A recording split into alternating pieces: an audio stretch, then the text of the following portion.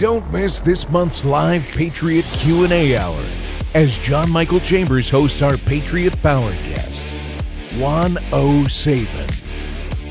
Get your questions answered. Mark your calendars.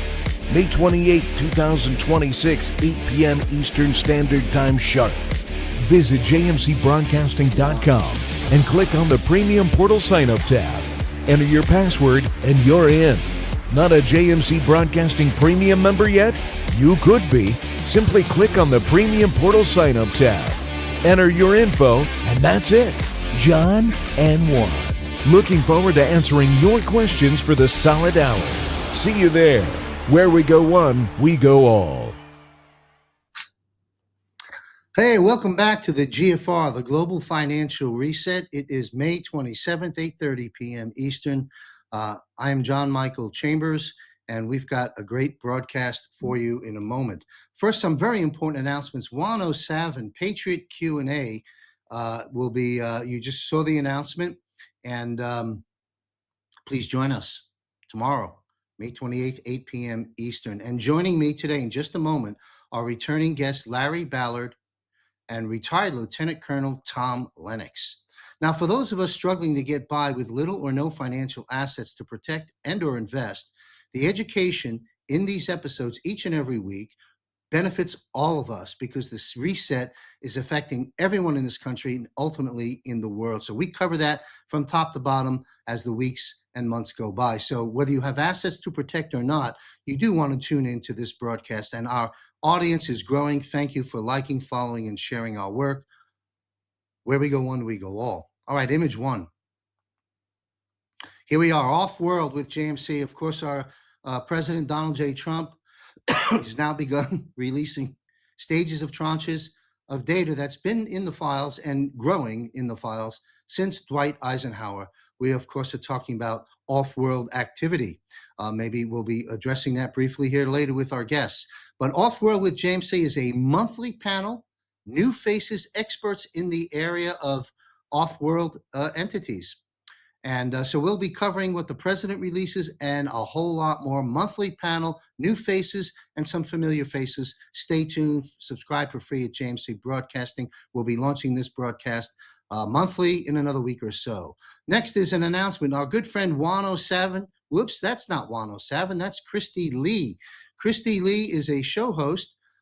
You'll want to tune into the new show, Truth About Healthcare, Truth About Health, actually, with Christy Lee. We're taking on healthcare now. Like we did in the old days at American Media Periscope, we were pretty much among the leaders, if not the leader, in extensive, proper coverage of the healthcare debacle from day one. We're now bringing that back into JMC Broadcasting beginning in June, as I am your host, producer, etc., of all the military intelligence and economic shows like the one you're watching right now. My schedule is pretty maxed out with my daily Raw reports and all the broadcasts that I host. So Christy Lee will be the face of healthcare, as I am the face of military intelligence and economic reporting.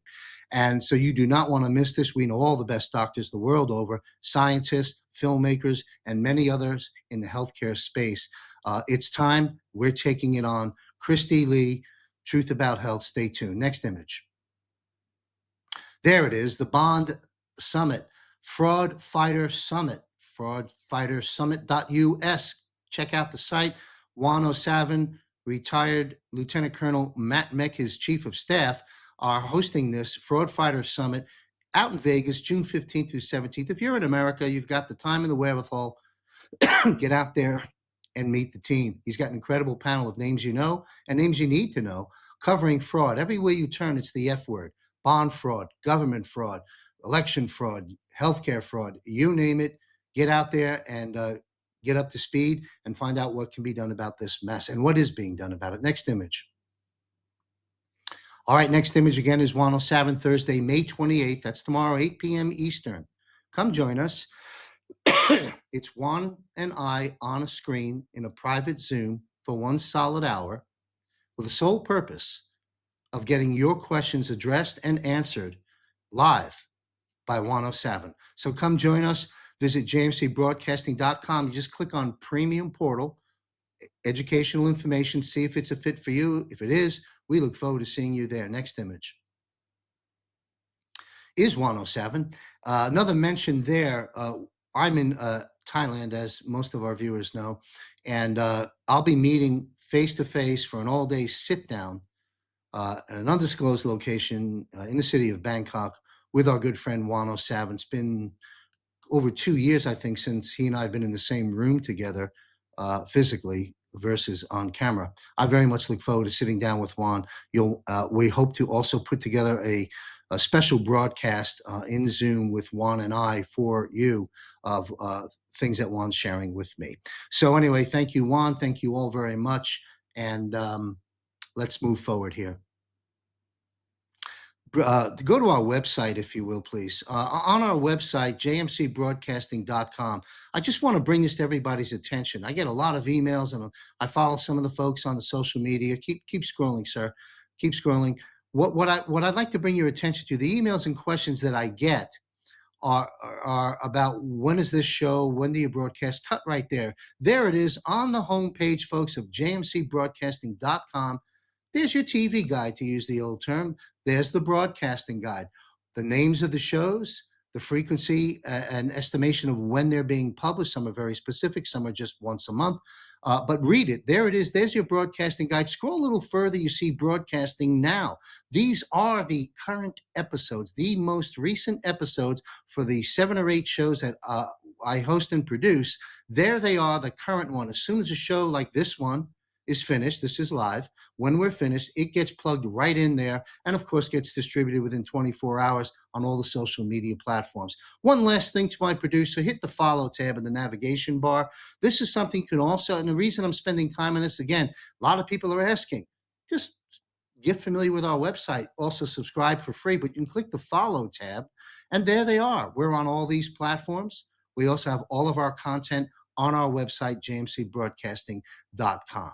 All right, well, that's pretty much it. I'd like to sort of bring us into the zone with a very brief monologue, and then we shall bring on our 2 power guests, Larry Ballard and retired Lieutenant Colonel Tom Lennox.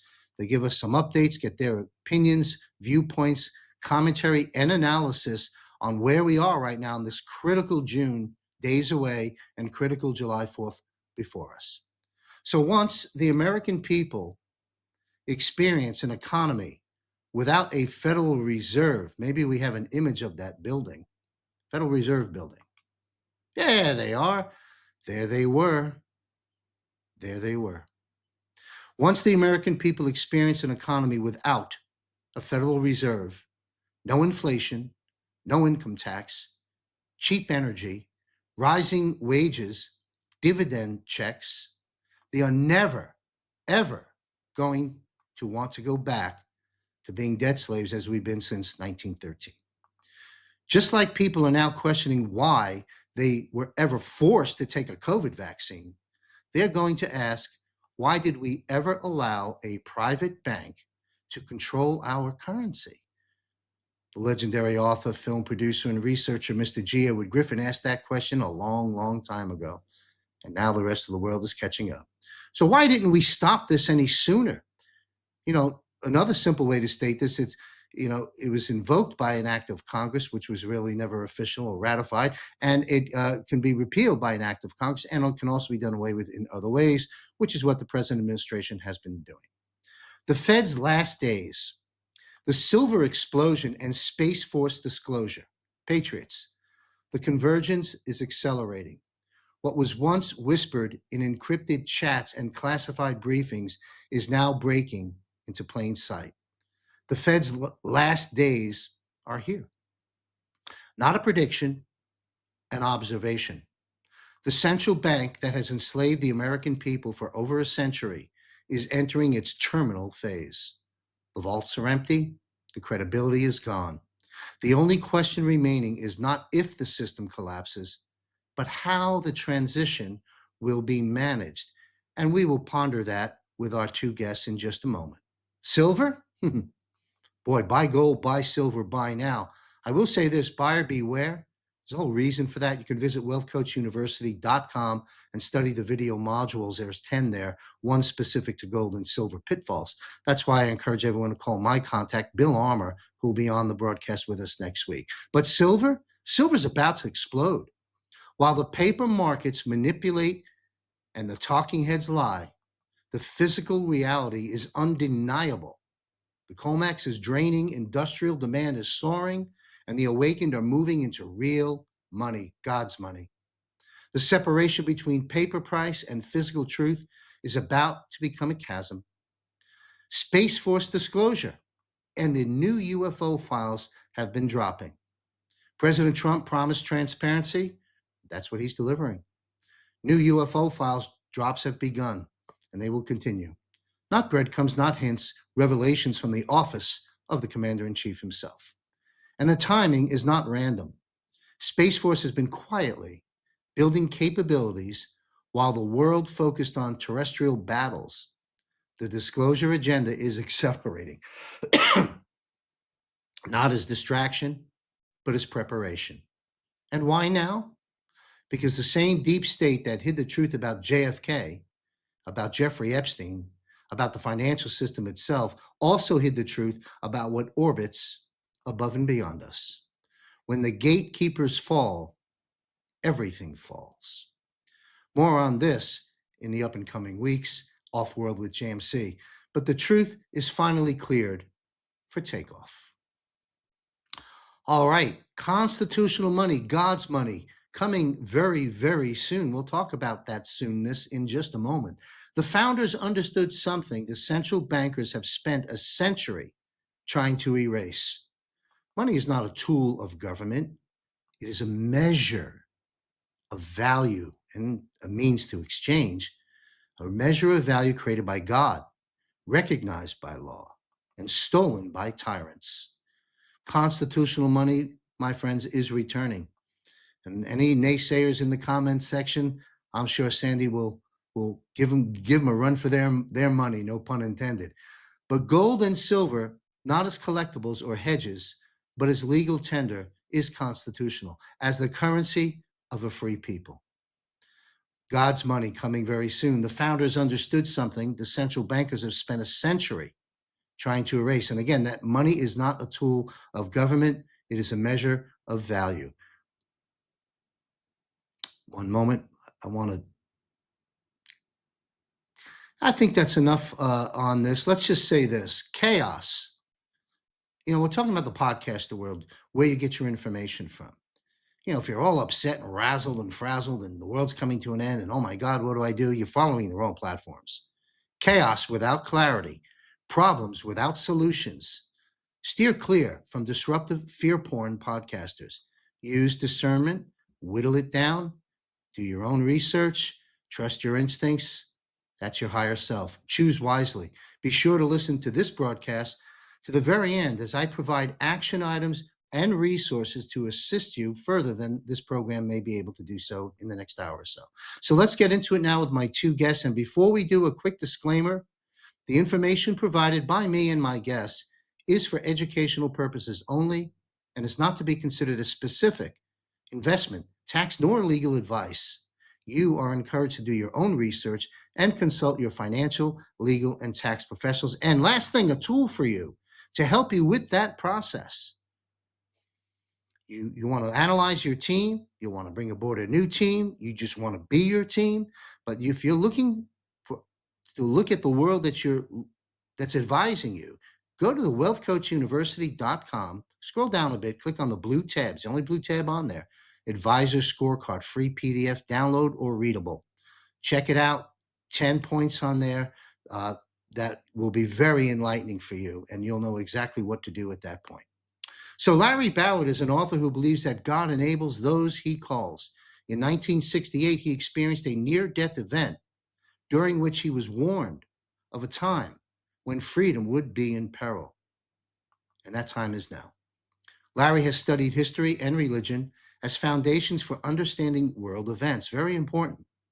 He also gained firsthand professional experience across multiple industries over the years, including construction, nuclear energy, real estate, bioengineering, and the medical field.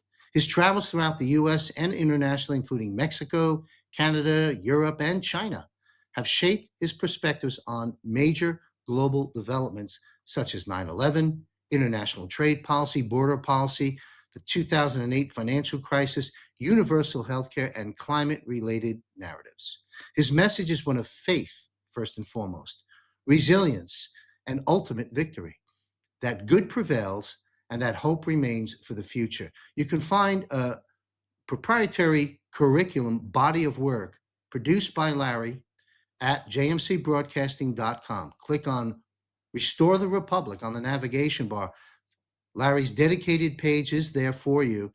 And each and every Thursday, he's not being interviewed. There's no guest. I'm not there. It is Larry with PowerPoints and a lot of show assets to support the education biblically, historically, and as it relates to today. So you'll want to follow Restore the Republic at JMC Broadcasting, Larry Ballard.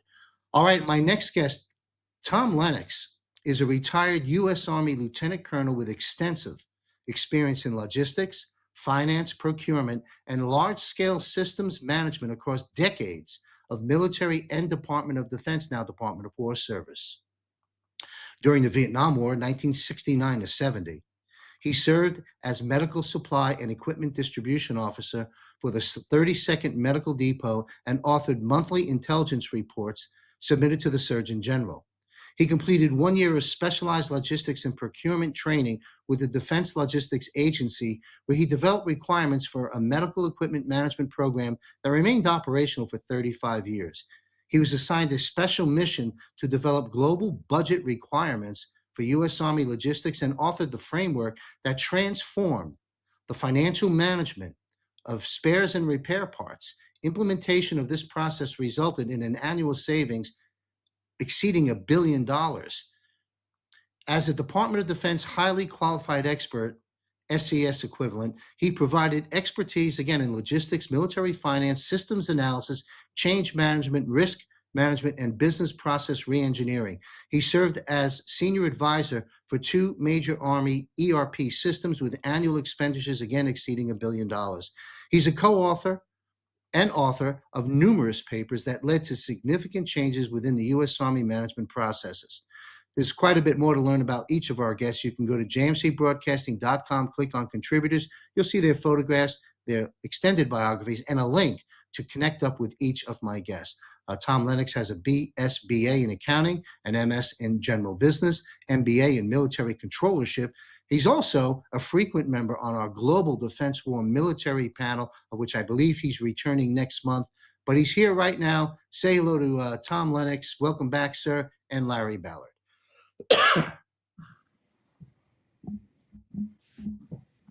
Welcome, gentlemen. Want to test your mics. How you doing, Larry? I'm doing good. Can you hear me? We hear you fine. Thanks for being here. Lieutenant Colonel Tom Lennox, welcome back, sir. Thank you. Always enjoy All right. it.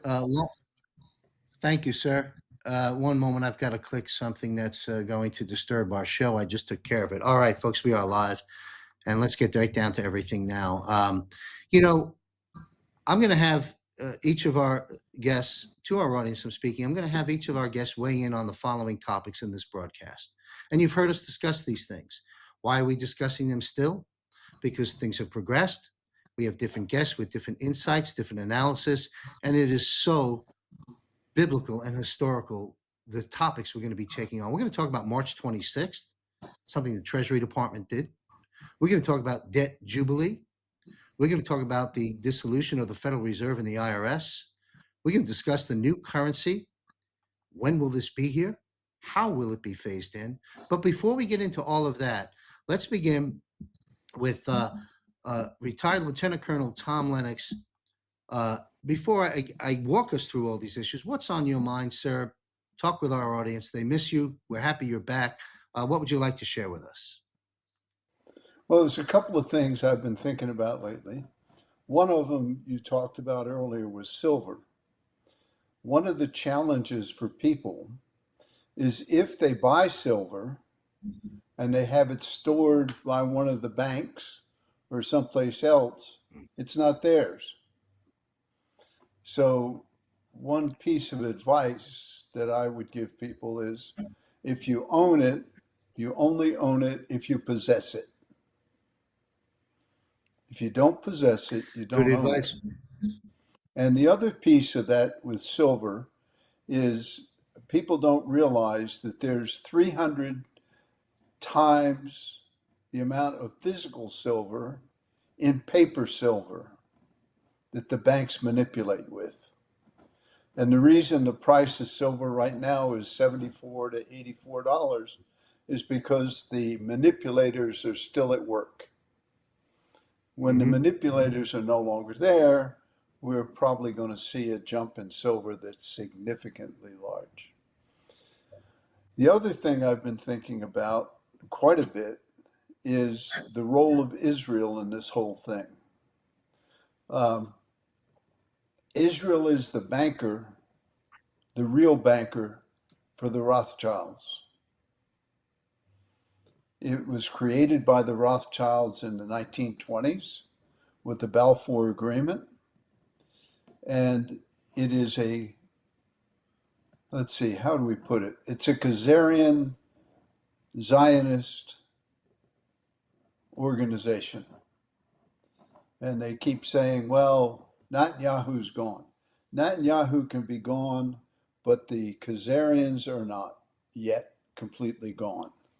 And they run Israel. Israel Mossad is probably the most dangerous of all of the organizations in the world. And the biggest reason for that is they've had the Rothschilds' money, which is estimated at $200 to $300 trillion. Those are the things I look at Israel, Khazarians, Zionists, and Judeans. Judeans are the original, if you want to call them Israelis, Israelites, we're the Judeans and the families. And understanding what it means to be a true Judean is your mother must be a Judean. It's the only way a man can become a Judean. That's my comments on Israel. And it's controlled by London. Yes. London and Israel, a lot of exposure regarding those two countries through the operation that's coming to an end, I believe, in Iran.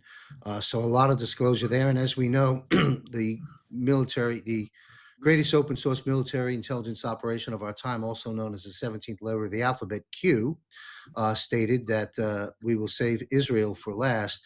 Everyone's pondering exactly how, when, and what that means, but I'm not quite sure that's arrived yet, but we may be there very soon. Any follow-up comment, Tom Lennox, before I have Larry weigh in on that and bring Larry into the fold? Anything else you'd like to share on Israel? I think we're close. I think there are people who don't understand how Donald Trump operates and don't understand that he's in charge and That's that right. it will happen, and it has to happen before the EBS, before the 4th of July. Interesting. Okay, let's see how this plays out. There's these are trigger dates. The month of June. I mean, and July 4th. The administration itself, various individuals, Scott Bessent, President Trump, post by Dan Scavino, have actually danced around these dates in June and July. So let's see what plays out. Welcome, Larry. Thanks for joining us. Any comments on what you've heard before you share with us what's on your mind? Well, I guess I'll comment on one of the things that the lieutenant colonel said. To my way of thinking, yes, it's the Rothschilds, but England is the banker. England is basically in charge of the World Bank, and money. He controls money, controls the world. So as I'm looking at what's happening in the world today, I'm looking at particularly the biggest hotspot right now that's been in existence in my life, which is the Middle East, which is Iran. And there's a lot of things that the Bible says about it. And I want to kind of talk on that for a second. So basically, when this all started, my whole goal is to support Trump and tell people, if you know history, if you know the Bible, we already know the outcome. You don't need to be afraid. So the Bible tells us this war was predicted 2,000 years ago. And at that time, the nation that we call Iran was called Elam. And basically that was Persia, and now that's Iran. And the Bible had three specific things to say about it. It said that it will be disproportionately powerful because it's the location geographically in the world. And at that time, that wouldn't have meant anything, but it is on the lifeblood of the world. It's on the artery that supplies the oil to the world. And that's its leverage. That's why it's disproportionately powerful. And then it talks about them in ancient times as what was their power? Their power was the bow. So in any ancient military battle, there were three forms of military. There was the cavalry, the infantry, and the archers, and so that was what they were known for. So how do I correlate that to today? I say that the modern equivalent of a bow is what? A ballistic missile. Their ballistic missiles have fallen short of doing what they said they were going to do, and then enter God, and God said that He would put a hook in their mouth. He knew 2,000 years ago this was going to happen. He put a hook on their mouth. So everything that I have seen says it's just a matter of time. So I'm going to give you a real quick analysis of this war. It started as a kinetic war. It started as a war that had a lot of wrinkles in it that people didn't expect, but then it converted into old-fashioned siege, and that's where we're at. And I want to talk about what Donald Trump has done and how his planning for this war probably goes back years. And I'm going to leave a lot of detail out because I don't want to stay on here too long, but effectively he kept Russia out. He kept China out. And how did he do it? If he had let them starve because Russia had nobody to sell oil to, and because China had nobody to buy oil from, they would have been forced to come into this war. And it could very easily have spiraled into World War III. But he went into Venezuela first, got control of the oil, and was able to say to the world, we don't need it. We got it. If you want to clear that straight out, we've done the heavy lifting, you go in and do it. Meanwhile, he said to Russia, we're going to lighten your sanctions. You can sell oil to anybody you want. You just can't do business with Iran. And then he said to China, you can go buy oil anywhere you want. You just can't buy it from Iran. So basically, the prices went up in their shortages, but yet they weren't put into crisis, which forced them to come into this war. And so now everything that Iran has done, just right out of the Bible, they've made mistake after mistake. They've sent missiles against their own Muslim brothers. Why? Because they wanted to scare the world and say, we can take out your oil depots. And if we do, then the world is going to be in deep trouble. But what people don't know is that there have been things being negotiated in the background for probably a couple of years. We've got the Abraham Accords, and I don't take anything away from Jared, but I think Jared had a trump card, and I think that trump card is that we were negotiating situations with the Arab nations that says we're going to protect you. If anything happens, it's a throwback to 1973 when OPEC was formed, and we said right after that we had the petrodollar. We said we will protect you, we will help you build your technology, you will throw your money through our economic system. Well, I think that that's really kind of somewhat of what's happening right now. And I never thought I would see this except for the Bible. And there's a time when it says, well, your enemy's enemy is your friend. And basically when people align, China just walked away from Iran. And now what's happening at the same time that's happening, we are embracing the Arab nations. We provided them with military support. We provided them with missiles to protect their oil reserves when this happened.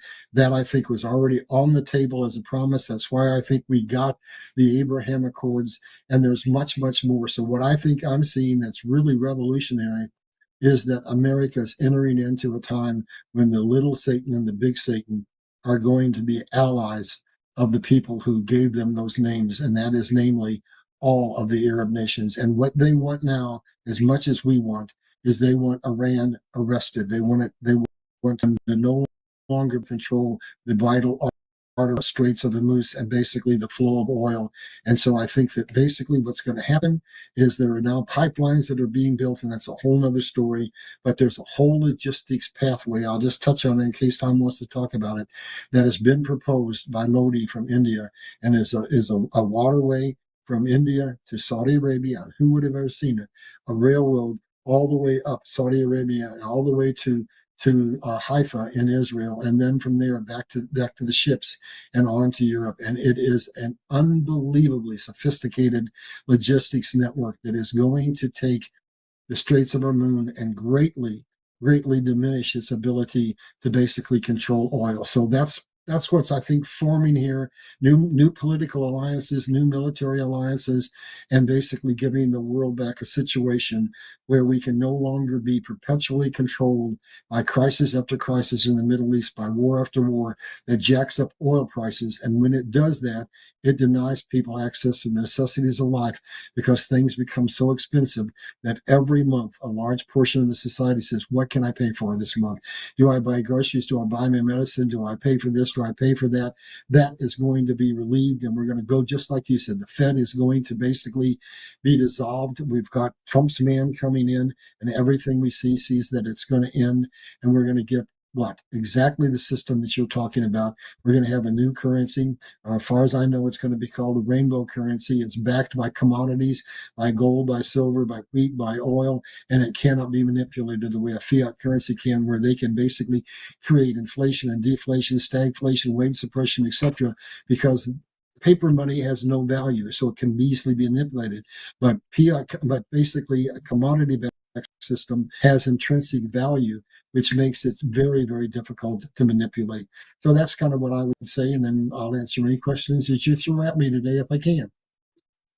Well, thank you very much, and we'll have Tom do a follow-up, and then I'm going to walk us through some issues. But my comments on something you just stated, going back to the beginning, you're absolutely right. This operation in Iran and other areas has been planned out long time ago.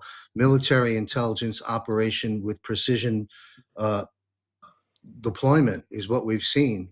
Phenomenal work done in Venezuela and Iran. And also the president just recently, I caught a little clip yesterday, was speaking before the press, talking about the condition from various aspects of the country of Iran since we've done what we've done. One of the things I caught was 250% inflation they have. We've neutered their ability to control. We've exposed London and the insurance giant there, Lloyd's of London, and many other things. But this is historic. This is incredible. We have, as mentioned, the new currency coming in, backed by commodities. We have oil being redirected, and how that all plays out. These things are critical, and we're going to jump into the Federal Reserve and the IRS and some stuff in a moment. Retired Lieutenant Colonel Tom Lennox, what would you, any feedback on what you've heard from Larry or anything else before I launch us into some questions? Yeah, I think one of the things that we miss a lot is the fact that Trump, Modi, Putin, and Xi have been in 100% agreement for the last 5 years. They work together. Mm-hmm. I saw pictures of them sitting at the same table together. There was never going to be a question, because Trump said, I'm not going to go into Iraq or into Ukraine, told Russia that. Russia said, I won't go into Iran. Trump said, Taiwan belongs to China. We're not going to interfere with what happens between you and Taiwan. They have agreements, and the agreement on the gold and silver and platinum and all of the things with the currency. There's 209 countries that have signed up and said, we won't fight a war. Well, gee, if 209 countries aren't going to fight a war, where are the wars going to come from that are funded by the Rothschilds and all the other criminals we know, including the Vatican? the Gesera is going to happen. And when it happens, all of that other stuff starts to go away. And that's why Iran, the other part of Iran is the portals. And people don't understand that the Middle East has more portals than anywhere else. And when we're talking portals, we're talking about ways for the Khazarians to escape. Because if you came in on a portal, you have to leave on the same portal. That's my thing on the international stuff. Nor do most people understand that Trump is the commander in chief of the Galactic Federation that came Thank out you, a sir. couple weeks Yes. ago. So Yep. you're talking the international thing. And when we talk about the financial side, we're going to be talking about a system that is impregnable because it's not been developed on world. It's about 90% developed off world. And all these guys that talk about, well, it's Ripple, it's this, it's that.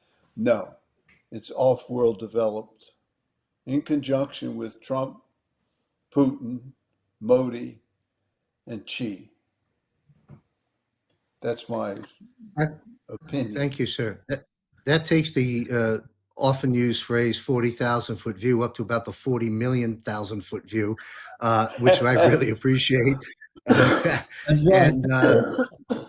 And it's interesting, and we'll get into this on other broadcasts that aren't financial focused, but the information that's now being revealed through the commander in chief military, the files concerning off-world activity. So you're right over the target as usual, sir. But let's jump into the Fed and the IRS. We'll stay with Tom and we'll go back to Larry. What we see here, of course, we've connected the dots. Our audience that follows us weekly knows all those dots. We have lots of new people joining us as well. So it's a refresher for some, new information for others, and any particular updates that you can provide, Colonel Lennox, concerning the dismantling, dissolution, the end of the Federal Reserve and IRS as we know it. Share with us how it's been dismantled. Where is it at presently? And what is its future? And of course, we've got Powell out, Wash in, and the president stated when he published it weeks back, announcing Kevin Wash, that you're going to love this guy because he's central casting. End quote from your president. So to me, that's nothing but incredible. That's a great news and very encouraging. But Tom, please give us your views, your updates. How do they dismantle the Fed, the IRS? Is it really true? Are they, for all intents and purposes, done? Will announcements be made in June and or July? Federal Reserve, IRS, take it away, Colonel Lennox. Well, we have to go back to 1913. And in that time frame, they created the Fed and they created the IRS. The IRS was never approved by all the states in a legal manner. So the 16th Amendment doesn't count. If we look at the corporation, the U.S. corporation, established in 1871, dissolved in March of 2026, 100% dissolved, went into bankruptcy during Trump's first term, first of his 3 terms. I'd like to add that little part. That's Derek Johnson's thing. That's that dash, a famous dash. The famous dash. So Yes. any laws that were passed legally or illegally from 1871 to 2026 March are illegal. They were not United States of America. They were United States Corporation. That, and we go back to a constitutional framework, and I'm not as adept on the Constitution as my friend Derek, but I have a good idea We go back to the Constitution, and we go back to one of the earliest cases in the Constitution, 1803, Marbury versus Madison. It was stated by the Supreme Court that any law that does not comply with the U.S. Constitution is illegal. So we're looking at the Fed and the IRS as illegal entities in accordance with the Constitution. Andrew Jackson killed the first Fed in 1836. John F. Kennedy Jr. was going to kill the Fed by putting in silver-backed currency in 1963. This is the first time we've actually gotten there. The Fed was always an illegal activity because it was owned by the banks, not owned by the people, not part of the United States constitutionally or the corporation, a private entity owned by the banks. The banks are starting to disappear. They're fighting silver like crazy. They're buying up gold as fast as they can. They know that their fiat currency is going away because that's the only thing that allowed that corporation to operate for whatever number of years. I can't count that high tonight, 150 plus years. When we look at all of that, and we know that the IRS, in the first paragraph in the IRS rules and regulations, it states that paying taxes is optional. There's no legal requirement to pay taxes. And we've all paid taxes. I believe that, I believe Trump actually started killing the Fed in 2019. And he's been working at it ever since. The IRS, the rules that he got put in place on the IRS were the tip of the iceberg. The IRS will be gone. And one of the things that will happen with Jassara Nassara is that people, when they go in to open up their account, because they will have to open up their account in some way or some fashion or another, because it's operated on a phone that we don't have, they will find out that they're getting a refund of all their taxes because they were illegally collected. And Let me I interject, believe sir. that, Just, go ahead. if I may, just 1 second. The USDebtClock.org just recently featured a new, ticker that stated, I wrote it down in preparation for this. I knew you would raise this issue. It's under a ticker category called uh, restitution per taxpayer, $83,721. That certainly fits into the narrative that you're taking us down. Pardon the interruption, I rarely do, but that was applicable. Your comments on that, and please continue, sir. I think the number is higher than that. I think Okay. I paid a lot more than $83,000 in taxes in my career. I know I I have. think you did. Yes. I think Yes. all of us did. And we Yes. are supposed to get all of that money back. And the challenge will be for the younger people versus the old guys like me. I'm 80 years old. They predict that I won't live more than another 10 years. I disagree. My mother was 97 when she died. And I'm healthier than she and my father were both. So I would say that they'll probably give me a max, and they'll give the young guy who's in his 30s that's paid a lot of taxes, they'll give it to him over time. That's my expectation. That makes sense. It's not going to be all the same Yes. for everybody. But there will be restitution. And there will also be restitution for the birth certificates, which is another whole story. We had that on a, We're going to get into that, all that. Yeah, that one went all over the world. it certainly did. Well, thank you for commenting on the Federal Reserve and the IRS. We can see, as Colonel Lennox indicated, the president began the dismantling of this by very specific actions back in 2019 and 2020, moving activities over into the Treasury where it belongs, because we vote in the Treasury Department, and that's in the executive branch, and who is in charge of the executive branch? Well, the President of the United States, and we vote these people in. So by that measure, that one little move, you're beginning to restore the power back to the people, which is what the president pledged and promised and is delivering upon at his inauguration in 2017. Larry, do you care to take on for any feedback on what Colonel Lennox shared with us concerning the Federal Reserve and IRS dissolution? Big story. Sure, Folks. I'll I know you're hearing validate some about of it the a things lot. he said, and Big story. I'll expend it. So basically, one of the things that our Constitution says, it is unconstitutional to tax a man's labor. The second thing is that there were 6 Supreme Court cases that clearly said that is unconstitutional. And what did the government do?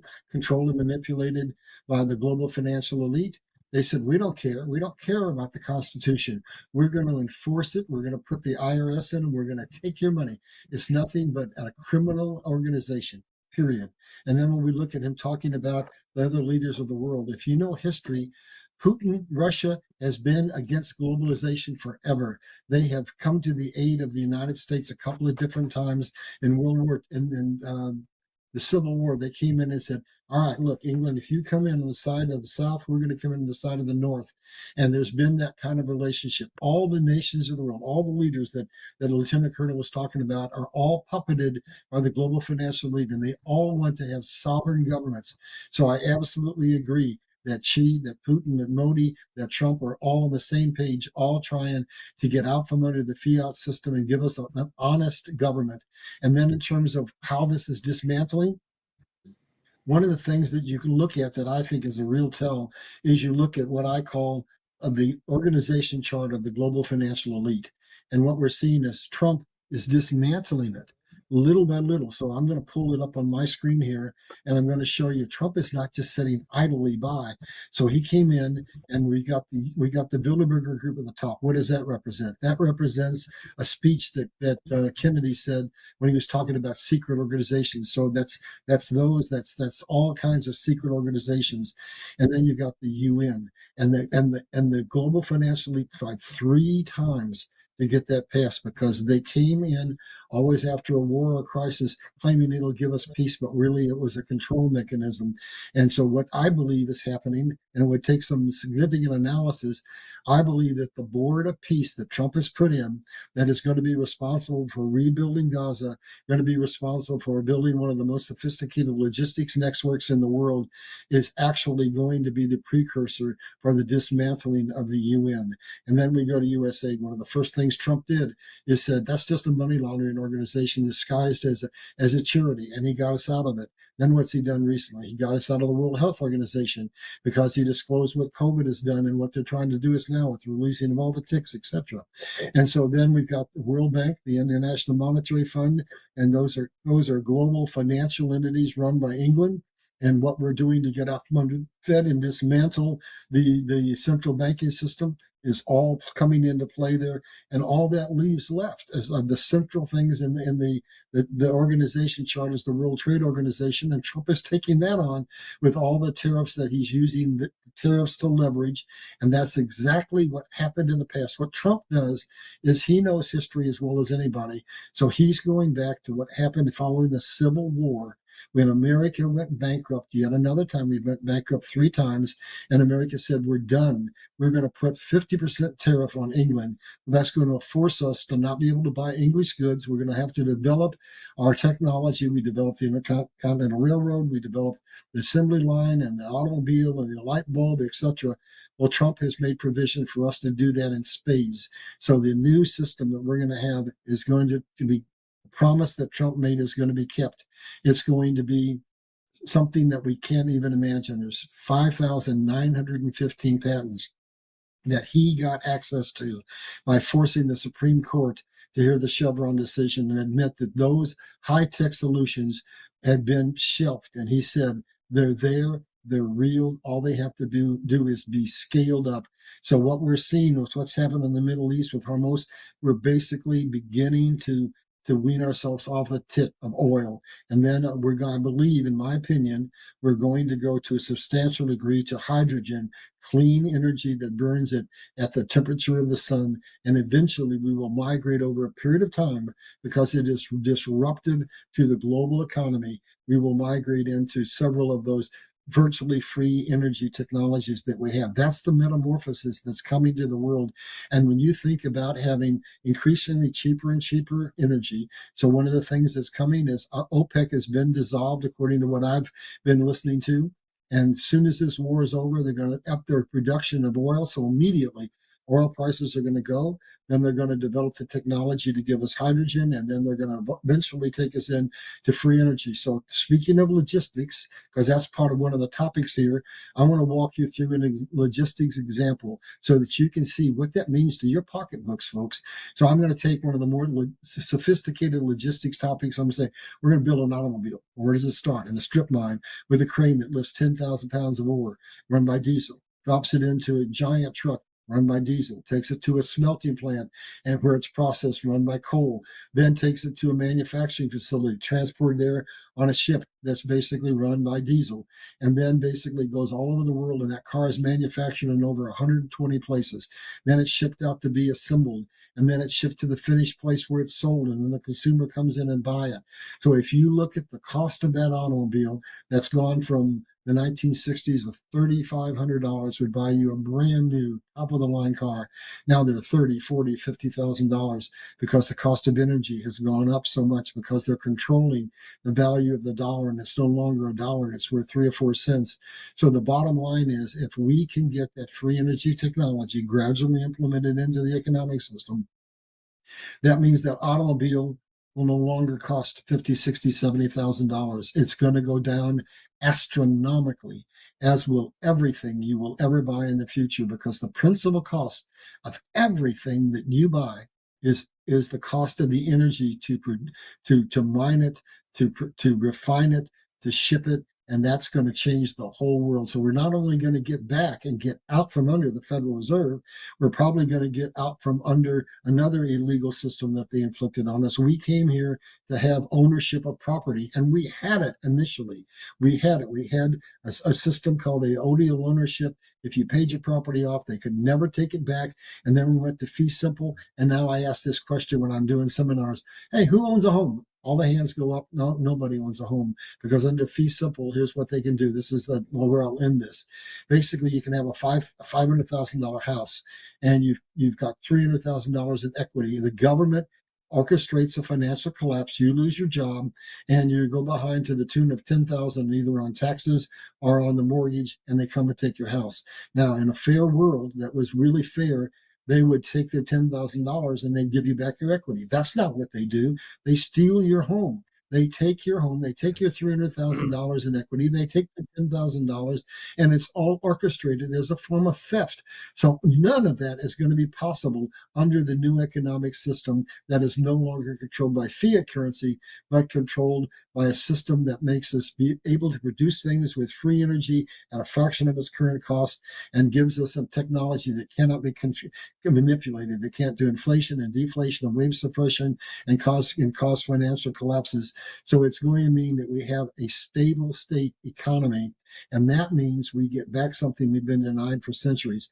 It means we, the American people, the average American, can afford to buy all the necessities of life. They're there in abundance, but it's just that many of us can't afford it because of all the angst that they create, all the shortages, all the logistics breaks, drive those prices up to where they're there, and we're frustrated because we can't buy them. So I think that's where I'll end this and say that basically Trump is systematically dismantling the organizational structure of the global financial elite. And a big part of that is the currency and the Fed, and on and on and on. I could talk for an hour on it. So hopefully that adds something to the conversation. Well, certainly does. Thank you. Brilliant analysis and great information. Thank you, Can I Larry. add one more thing, Go ahead. John? I want to add Sure, one more thing sure. in terms of what the Colonel said. What they do is this is again in our Constitution. We have men who are selected, they're groomed, they're financed, and they're placed in office illegally. Yeah. And here's what they do. Anybody placed in illegal, any law that they passed is unconstitutional. So now our legal system, basically all the laws that we have passed are 2,700 plus ages. They're all unconstitutional. They're all going to be stricken, and we're going to get a new legal system along with this as well. A new no, not a new constitution, reversion back to our original constitution, and all the illegal laws that were passed to enslave us are going to be stricken from the books. I wanted to bring that in because the lieutenant colonel brought that up, and I thought it needed a little more support to go along with it. So I apologize for interrupting you. No problem. Thank you. 107 has alluded to that subject as well, Larry, in terms of presidents, previous presidents, the laws, executive orders, all I wouldn't say all, but, reiterating what you stated will be null and void for the reasons you've stated. I want to pedal back to something you mentioned that's very important. That ties into what Colonel Lennox mentioned earlier about the Galactic Federation portals and the other side of which Tom had reported last time we had visited here that President Trump and some family members have actually been through the portal to the Galactic on the other side, and perhaps Tom will elaborate on that in a moment. But you spoke, Larry, about I'm going to speak about the UFOs, the aerial Area 51 release that's coming out, this off-world stuff. Also may tie into 0-point energy. Maybe we're learning about anti-gravity issues and stuff like that, which all feeds into the restructuring and cost effectiveness. And Tom had alluded to, from the 40 million foot view above, where we're getting a lot of the help, technology, and support. And now the president is showing us this. But what I want to move into, and certainly Lieutenant Colonel Lennox, if you have anything follow up from what Larry stated, please start there. But where I'd like to move into is that release on March 26th from the Treasury Department. You mentioned, Colonel Lennox, that as of March, these entities have, for all intents and purposes, come to an end. It's no surprise that on March 26th, the Treasury Department published the press release stating we will have a new currency with the president's signature on it, and so forth and so on. What's your comments about the integration of, we'll call it the new money, God's commodity-backed currency that the March 26th release referred to some extent? Do you think this is something that comes into the banking system, into our hands for use?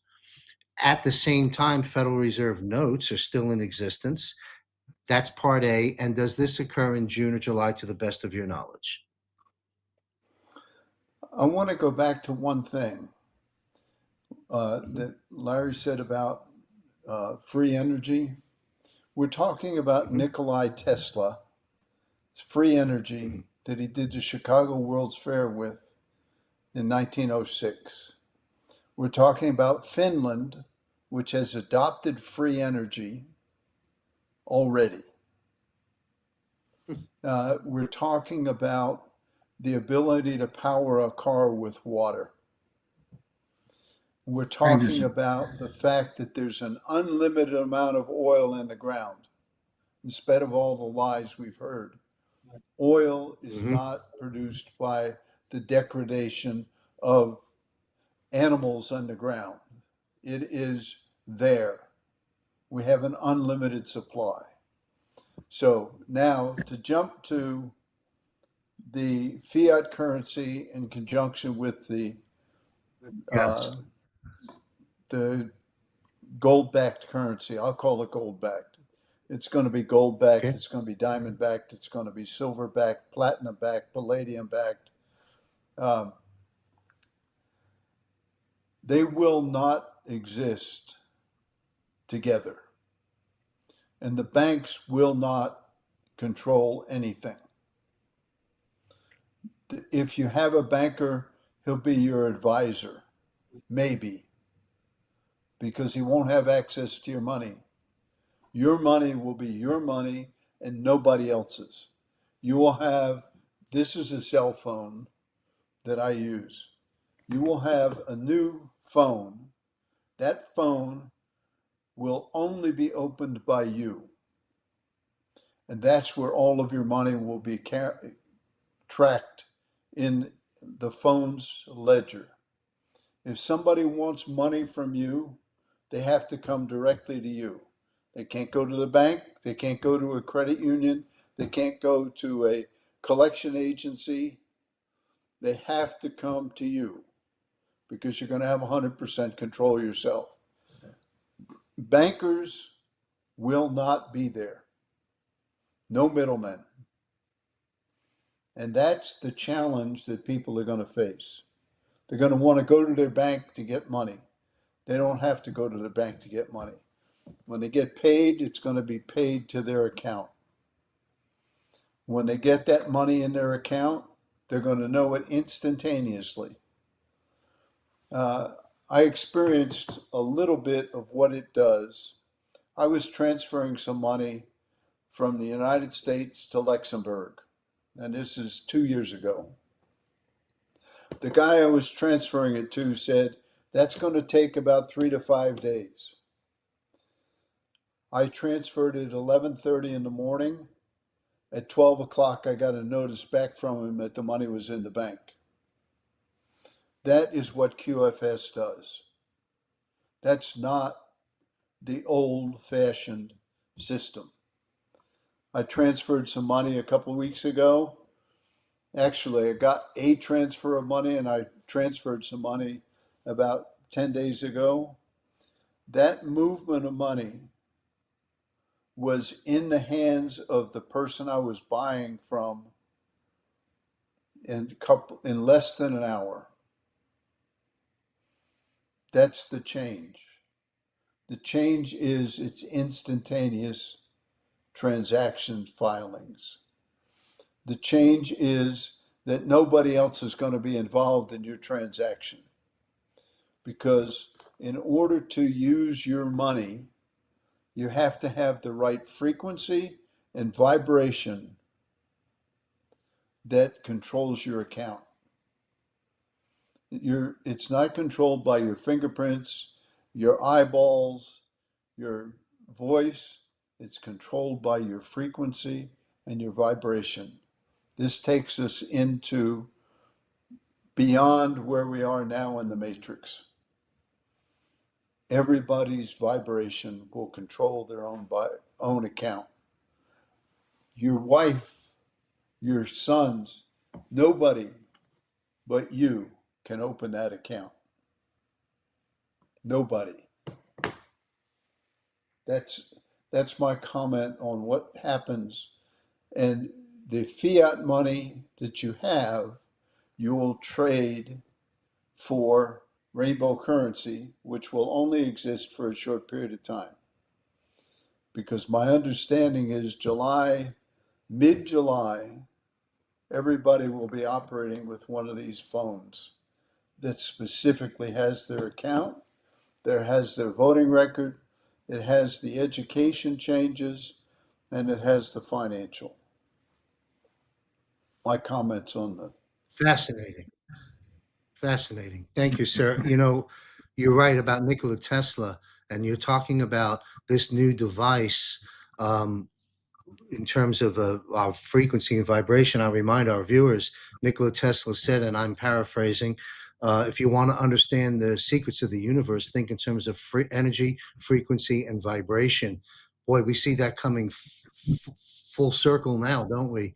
At the same time, again, you can loosely connect some dots. We had 10 scientists reported dead, namely David Wilcock. We have 5 missing.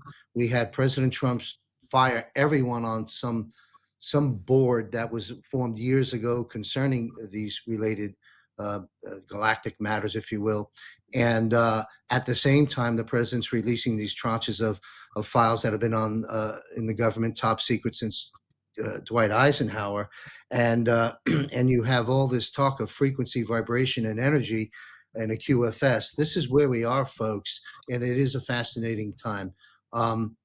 Larry, Let do me, you care to comment on? Go ahead, sir. let Go me ahead, add one Tom. thing, John. Uh, Tartaria, most people don't know what Tartaria was Tell because us. Tell us. Tartaria was a very advanced technological, I want to call it a country, but it was global. Putin just announced that Tartaria is going to be taught in the Russian schools. Putin announced that he's opening up things about Tartaria. They had free energy. Um, and Trump has got all 600 of Nikolai Tesla's patents Six from his thousand. uncle. Yeah. 6,000, Mhm.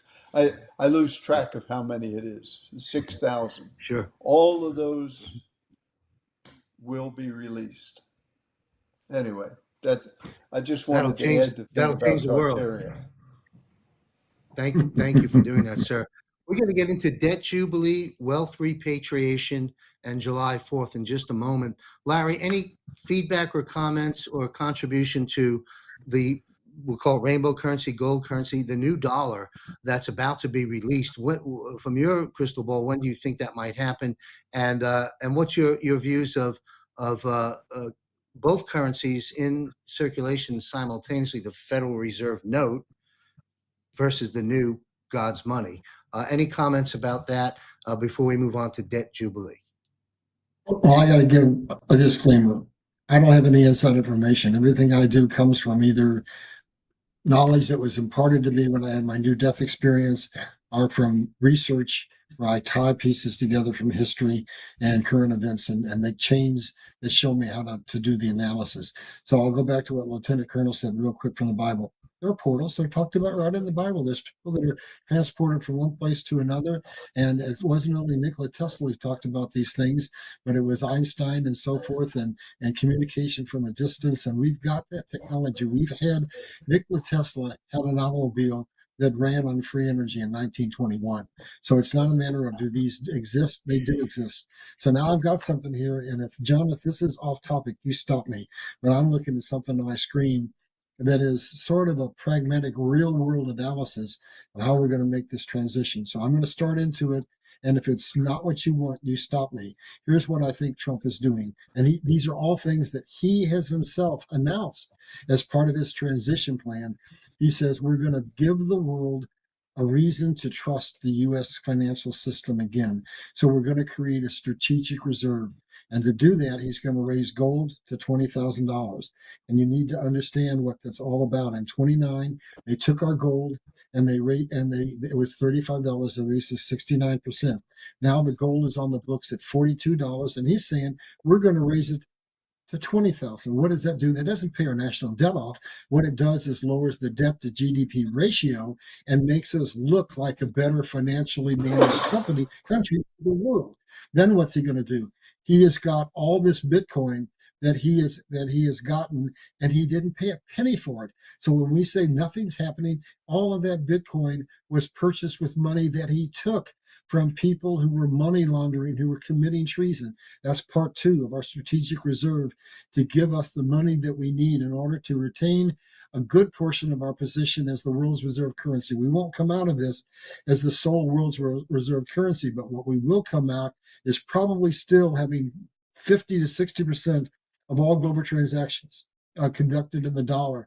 Then what's next? Then he brings in as the third leg of a strategic reserve XRP, which is what the Lieutenant Colonel was talking about, which basically God showed me in 1968. He said, we're going to have a new system, but it can't be implemented now because it depends on technology that does not yet exist. And that is XRP. God told me in one of my prayer sessions, XRP is going to be the world's reserve currency. I'm going to give my people the opportunity to invest in what will be the world's reserve currency. That's never happened before. So to Tom's comments, what does it do? XRP transmits any financial transaction you want to make across the world in 3 to 5 seconds. It frees up some $17 trillion that are held permanently out of the economic system because each government, there's two two basically countries on the side of an international transaction, and they each have to have the currencies of the opposing government. That's $17 trillion. So XRP is going to become the liquidity to run the world system. It can fractionalize anything, which takes us deep into the economic system that we're talking about, the commodity-backed system. It can transfer a fraction of a piece of gold. It can transfer a fraction of a tanker of oil, etc., do it in 3 to 6 seconds for a matter of pennies. Now, there's more to what Trump is doing. Then he's layered on top of that a stable coin. Why is he doing that? Because he has to collapse the current financial system, but he doesn't want it to be so catastrophic that you can't use your credit card, that you can't buy oil. It has to be basically a controlled collapse. So when you buy that stable coin backed by the US dollar in this transitional period, that's going to cause you to get a US Treasury note. That's how he's going to bring this to a collapse, but a manageable collapse. Then we go into something that's never been done before. That's where every other regime has stopped. They just basically collapse the system and just start it all over again. Well, what Trump is saying is we're going to rebuild America. So there are things happening with China. I think right now what we're looking at is basically we went from Bretton Woods in 1945. That was a redo of the financial system of the world where we became the world's reserve currency. Then in 1985, we had the Plaza Accords, and those were just basically names of hotels where these meetings were held. And what we said is we called in Japan, Germany, the UK, and France and said, we got a crisis. America's currency is too strong. We need to have you help us lower the value of the dollar because we can't compete in international markets. And so we did that, but it turned out to be catastrophic for Japan because then Japan inherited the very problem that we are having now. And so I've been scratching my head for days saying, why? When Trump went over to China, did he take 18 of the most powerful economic CEOs in the world? Because we are basically negotiating the terms for the new financial system. I'm going to call it probably Plaza Accord 2. And here's what it's going to happen. It's going to be a deal where the principal parties are going to be the most important ones economically, going to be the United States and China. And we've got $18 trillion pledged to rebuild the manufacturing of the world. And ironically, China's mega technology was built with our money. And now what I think is going to happen is China is going to be forced to give us a lot of money to go into that pool, at least $1 trillion. And so they're going to help us rebuild our manufacturing capability. There's a lot more that's going to be involved in that now. I can do a whole show on it, but basically that's what's coming. So he's going to create a soft collapse, and then he's going to catastrophically, quickly grow America back, reestablish our manufacturing prowess, and he's going to keep America in a position so we're still the dominant economic force in the world. And China will be a factor, Russia will be a factor, and several nations, India, but we're still, I believe, with this structure that he's imposing, we're going to still come out of this having 50 to 60% of the world's transactions conducted in dollars. And then one of the things that I think Tom alluded to comes off the deck clock, and I'm going to basically read this to you. This is the value of America, and every nation in the world, in order to go into this new system, is that its value is being computed in the same way. It's by looking at the natural resources and the assets that we actually have and assigning them a value. So we have a value of $1.7 trillion in precious metals. We have, I'll lean up so I can see this. Those are precious metal reserves. We have $13.1 trillion in mineral reserves. We have $86.3 trillion in real estate, $30.3 trillion in land, $64.1 trillion in stock market, $9.1 trillion in recaptured assets. That means money taken from the criminals. And that comes up to a total of $212 trillion. And if you divide that by the number of people in this country, that means that the American public, every person, is backed by a value net worth of $620,000. That's what's going to basically back this economic system, plus what Tom was talking about, which is money that is going to be retrieved from the 13 families, from basically the global elite, however you want to look at it. So we're coming into a period. There's not any shortage, and there has been any shortage of natural resources. What the global elite do is they create these shortages so they can say that we have to kill you because you're just worthless eaters and you're consuming our valuable resources. What's coming that God showed me way back in 68 is a completely new economic system where we don't have any shortages at all. Where basically we can build things that last for a lifetime, where we have an economy that's based on building things that not only last, but they're reusable, they're repairable, and we can have a logistics system that makes sure that we don't have these artificial breaks so that they can control and keep us constantly in financial slavery. So with the last part of what I want to say is I see a shift in geopower happening where America is consolidating its power under what I would call the Monroe Doctrine. And basically we're now getting in harness with Greenland, with Canada, with Mexico, with Latin America and South America in unity, while the rest of the world is weakening to a degree. Europe is basically becoming very weak. Russia's been crippled by the war. China's been crippled by a host of problems, pollution, an aging population, etc. But who is growing out of this? Who's going to be the strongest?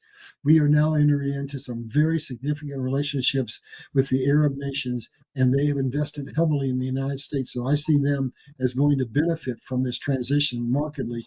And Africa, using this formula for assessing the value of a nation's currency by its assets, is arguably the wealthiest nation in the world. They're gonna become a superpower in the next 20 years.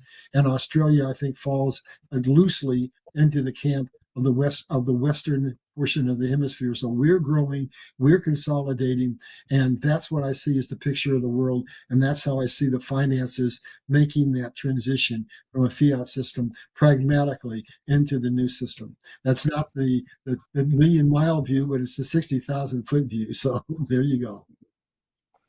Well, getting a little closer into our space. Very, very, very good information, Larry. Thank you very much. Couple of quick follow-ups. I'm looking at my notes. You know, we're talking about a new commodity-backed dollar, paper dollar, stable coin, QFS, some sophisticated cell phone vibrational device. Those are some bullet point steps and takeaways from our two guests in the last 30 minutes or so. I also want to mention from the numbers you provided, and there's some other numbers we could probably add in there of the hundreds of trillions.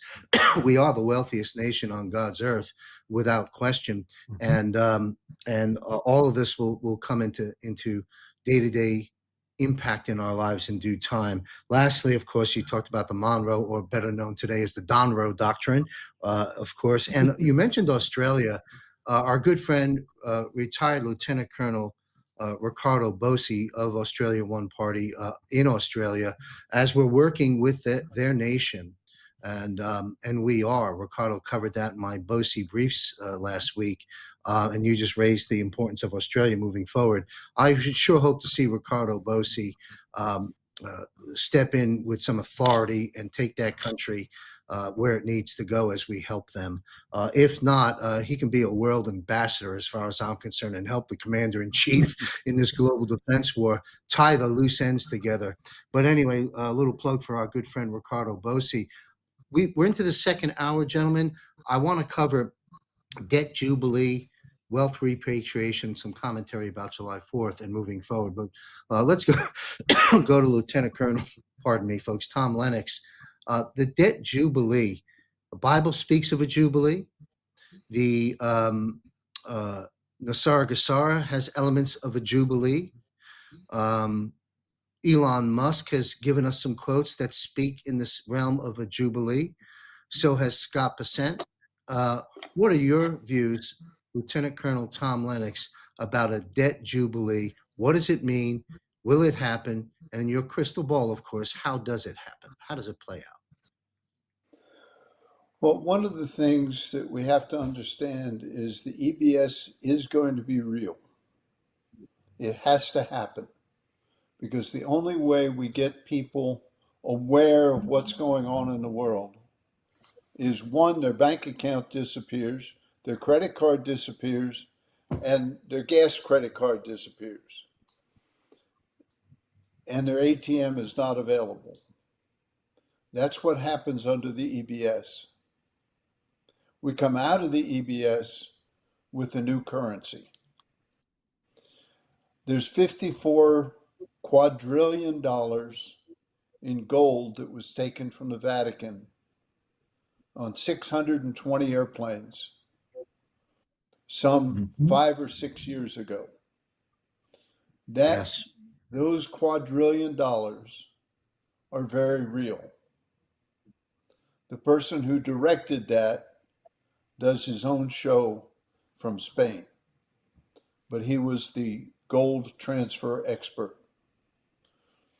The Chinese elders have spent the last better part of 5 years in Reno, Nevada, working on the transition to the global currency. The Chinese elders control significant amounts of gold. They're very interesting people because there are 11 of them that oppose the CCP. There's one who supported the CCP. The CCP was created by the CIA back in 1940s. So when we look at the transition to the currency and we look at the debt forgiveness, it will happen. And it's got to happen when the EBS happens.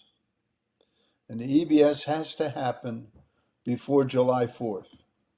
Because if you're going to have a celebration of the 250th anniversary, and you're going to announce that you've gone back to constitutional law, that you've gone to common law instead of maritime law, and you're going to tell all the lawyers that you guys aren't valid anymore because you're violating the 13th Constitution by being, or 13th Amendment to the Constitution, by being Esquire, which is a British royalty term, and you're members of the British Accreditation Registration.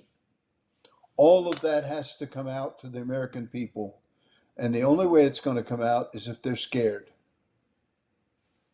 And that's, my wife and I have had this discussion many times. But unless the EBS happens, the people will not accept what's going on. They have to see the children, because that's the big issue, the adrenochrome. They have to see that the bankers have been ripping them off and stealing from them, and they have to see it in real time. They have to understand that they have been slaves. Every one of us has been a slave since we were born because of our birth certificate. Everybody. Because Woodrow Wilson said he was going to create a debt-backed society where everybody was tied to their debt. That's the credit cards, the bank accounts, the mortgage loans, all that stuff. All of which is illegal, all of which is tied to the transition from a fiat-based currency to a gold-based currency, where every country trades and their gold is the same as the next guy's gold. And when they trade in gold, silver, or another asset, not in a fiat currency. Those are the things that are going to be very difficult for people to deal with. That's why I say we will not have the fiat currency in conjunction with the gold-backed currency, because the fiat currency is based on the global banking structure and the concept of my dollar's worth more than your dollar. In a gold-backed economy, 209 nations, gold-backed, the gold is the gold is the gold, the silver is the silver is the silver, and everybody's got it priced at exactly the same number. So when they want to trade, they trade I'm going to say dollars, $100 worth of gold for $100 worth of gold. That's the concept of the Jassara and Nasara. That's the concept of the QFS. That's how the QFS was built. Uh, there may be some, what is it called? QRP, ERP, whatever it is. XRP, SR, XRP, the XRP. There may be some XRP, but the reality is, I don't believe anything that was developed by any American or any foreigner on this planet will be used in the transaction of money. It will all be done wow. in the QFS, which is not hmm the same thing we've been in for the last 5,000 years. It's a totally different concept. And it's got to be explained to the American people, and the EBS is the only way to get it explained. That's my opinion. Well, thank you. Recently you were on a broadcast with us a while back. A lot of our content at JMC Broadcasting is beginning to go viral. We're in the range of 10 to 15 million views a month now. Thank you to our audience for liking, following, and sharing the truth as we know it to be. Lieutenant Colonel Lennox, a lot of snippets have been surfacing in social media, sound bites of things you said way back then, and you're following up on that now. So the EBS, you're saying more than likely is going to occur before July. I'm scared of dates, but whenever it does occur, and you may very well be right about before July, I agree with you, hook, line, and sinker. We have to have the help of what an EBS is going to do for us for the reasons that you have stated. It's the final push, if you will, to wake up the masses, to push us to the brink where we've had enough, like that old movie Network, I'm not going to take it. I've had enough.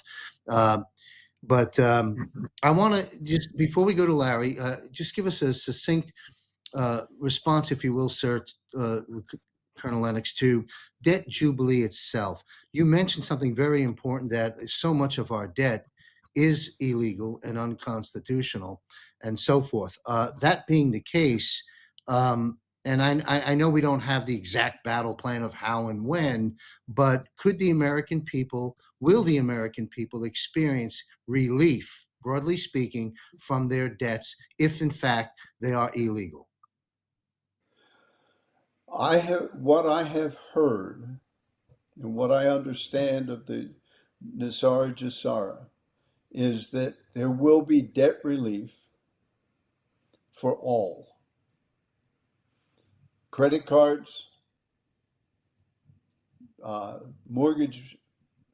The mortgage is interesting because we talked about that when I did the show on the birth certificate, where the banks Yes. go and get the money from your birth certificate and then loan it to you and charge you interest. Absolutely amazing. So, yes, there will be a jubilee. Biblically, the jubilee would have been scheduled for, I'm thinking, the 23rd of May. I think that's the biblical date. That's one of the people I follow. She's an expert on that stuff, and she talks about the jubilee. The debt jubilee was real in ancient times. Once a year, all debt was forgiven. So it is something that will happen. I believe it will happen very soon, because again, the EBS, as a part of that beginning or end or somewhere in there, there's supposed to be the debt jubilee. And it's the 1,000 Excellent. years. It's a 1,000-year jubilee. My understanding is that if you paid a mortgage from about 1970 on, that you would get all of the interest payments back. That's my understanding. Music to our ears. That's what I've Yep. heard. Well, And so, yeah. So there will be, I believe there will be a debt jubilee, and it's biblical. Thank you. Yes, well, we all look forward to that and seeing how it all plays out. To my producers, we got two live producers here. Please do take a note. I would like to republish, and I don't think we've ever republished an entire episode before. But I think it's worthy of republishing the episode that I did with retired Lieutenant Colonel Tom Lennox. I don't know, 3, 4, 5 months ago. You can pull it up in the archives. Let's January. republish it. January. Thank you, sir. All right, let's republish that. It is such an important episode that has gone viral. Let's get that out there again for people that have missed it or people that want to re-listen to it now that we're getting closer and closer to the events that we never thought we'd see in our lifetime that are happening right now. This is God's plan. This is the ordained Trump military white hats, these guests on my broadcast, and we the people. We are saving America. We are redirecting humanity on a course correction. Nothing will stop what's coming, and what is to come is the best ever. These aren't just sound bites created by the president. They're statements of fact that we are part of, experiencing, and witnessing right now. I'd like to take, we got about maybe 20 minutes more I'd like to put into this episode. We're closing in on the second hour. So Larry, if you wouldn't mind commenting on the debt jubilee as you see it to be as well. And thank you, Colonel Lennox. I'm going to apologize because I'm going to make a correction. I think sometimes we all say one thing when we meet another. The Jubilee, from what I remember from the Bible, every 7 years they let the land go fallow, and every 50 years debt is forgiven. But nonetheless, what he said is absolutely true. With the whole basis of the economic system back in those days that usury was against God's principles. People weren't supposed to be in debt slave. And then speaking to what Tom said, Lieutenant Colonel said, I can go back to Joseph Stamps as a quote here. And Joseph Stamp was the president of the Bank of England in the 1920s.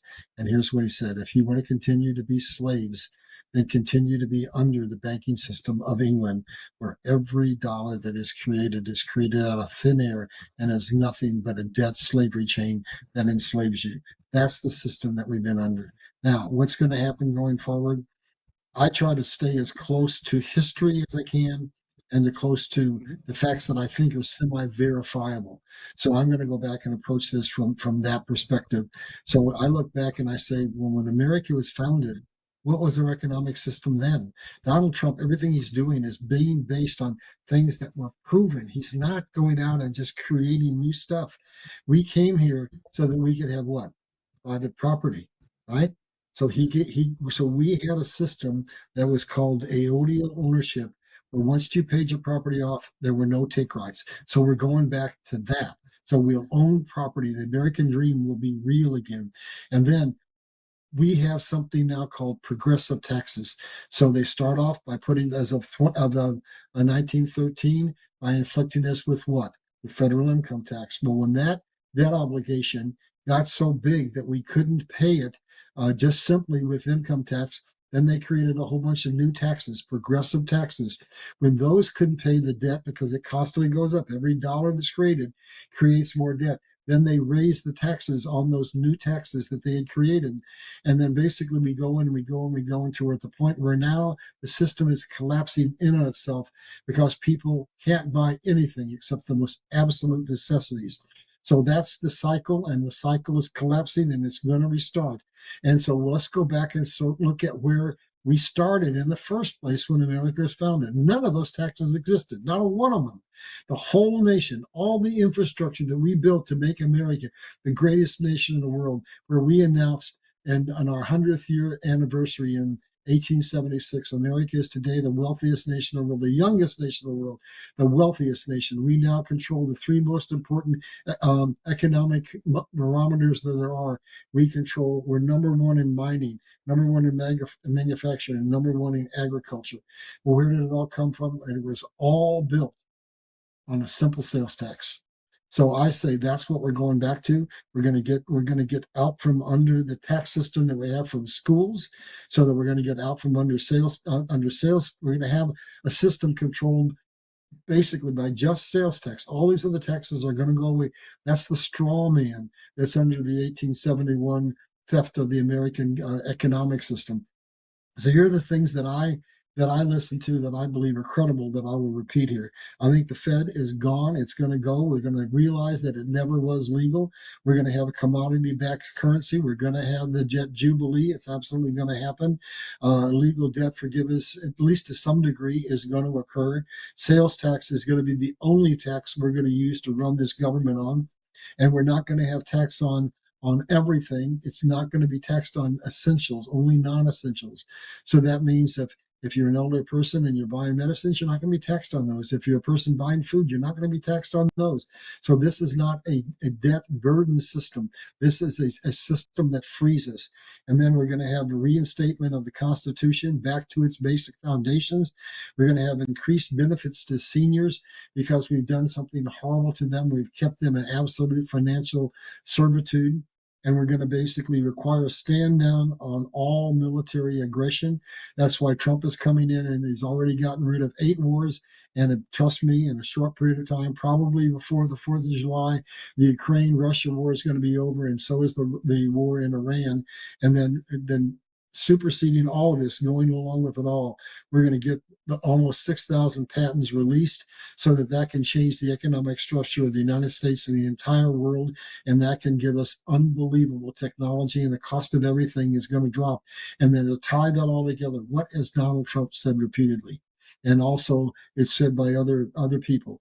He said we must have economic parity. Every nation in the world must have their currencies revalued, and they must be relatively at parity. So what that means is one of these collapses occurs always, the most powerful nations' currencies drop, and the nations that have been suppressed that are now going to have their economies based on their natural resources, so they will be wealthy, their currencies will rise and will meet in the middle at parity.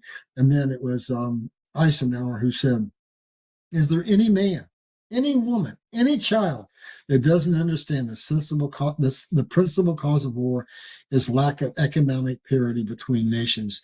So we're going to have Nasara, we're going to have Gassara. Those are what I think are going to be the principal components of it.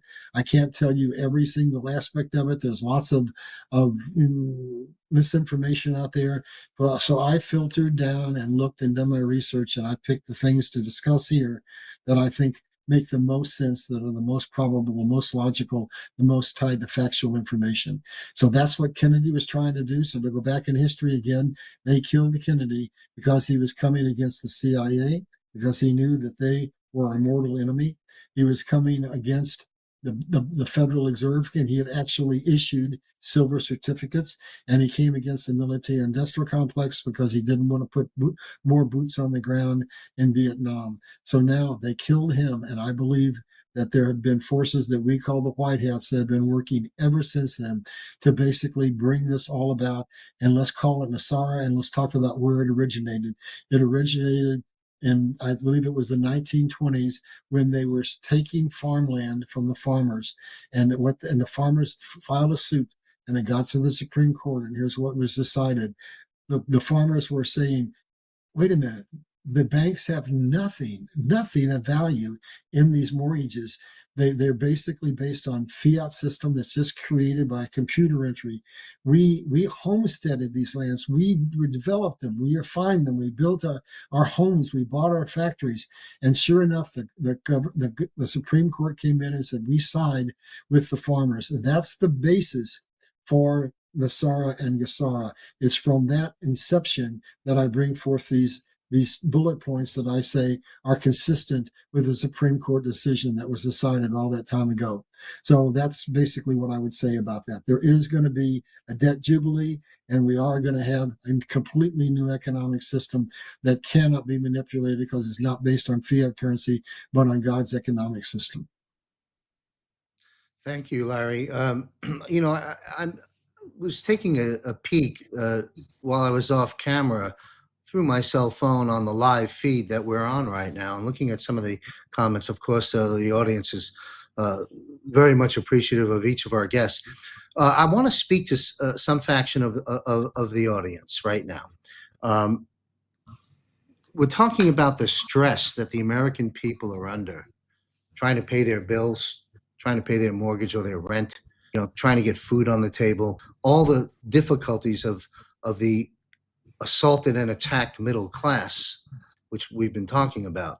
I have a message to these folks. I'm remembering and picturing in the great artwork that has been done depicting General George Washington going down the Delaware in his rowboats, if you will, freezing with a depleted militia, with frostbitten fingers and toes, with very little ammunition and a whole lot of morale crushed against the big monster, Great Britain. That little island produces no value of any kind to the world, but certainly has controlled it and created all kinds of problems. But we take that picture. I'm talking to everyone who's struggling right now in this country. Take the picture of George Washington down the Delaware in the freezing, frostbitten, depleted militia with little ammunition up against Great Britain. And what did he do? He forged forward. Never give up. This is very difficult for all of us. I know easier said than done, but this is our war. And we're at the final battle. I always refer to Mel Gibson in The Patriot running up that hill with the flag at the very end. That's where we are, folks. So hang in there. Never give up. We're on God's side. God always wins. We've got this administration, this incredible, incredible gift. Donald J. Trump, our commander-in-chief and president, and this military and White Hat operation, this global defense war, is extraordinary. Those attacking President Trump during this period of time, shame on you. Now, those that just need a little more information to not be put into the divide and conquer category, continue to follow our military broadcasts, our Global Defense War panel, and our Eyes on Gitmo panel, and you would never just go against your commander-in-chief in a time of war. But anyway, I'm all over the map here. I guess this is my little slot of the show. What I'd like to also say to the depleted militia that thinks all is lost at the 11th hour when we're seconds away from massive victory, that's where we are, folks. So hang in there a little bit longer. Help is on the way. And everything will be okay in the end. If it's not okay, it's not the end. Just don't give up. All right. So having put that on the record, I'd like to say, move us into something else as we wrap up the broadcast. We've already discussed wealth repatriation. I'll summarize that for our viewers. We have income taxes that were paid that in some fashion are coming back to us. We have the fraudulent contracts we've engaged in various different ways, and loans and different things that may be coming back to us. We certainly have the birth certificate issue where that number stamped on that birth certificate. Might as well have stamped it, branded it on your forehead like cattle. That has been, we've been traded as a profitable commodity for the Vatican and London from birth, cradle to the grave. That money's coming back. So help is on the way, folks. Hang in there. I'd like to move into this subject that is speculation, but can also be speculated upon well-grounded data. We'll start with Larry. We'll go to Colonel Lennox. Larry, we're talking about stocks, bonds, and real estate as broad measure of things people invest in the markets. Stocks, bonds, and real estate. There are some folks that say there will not be a stock market crash. Rather, it will be maintained and controlled by our president and others during this transition that we've been discussing for the better part of 2 hours.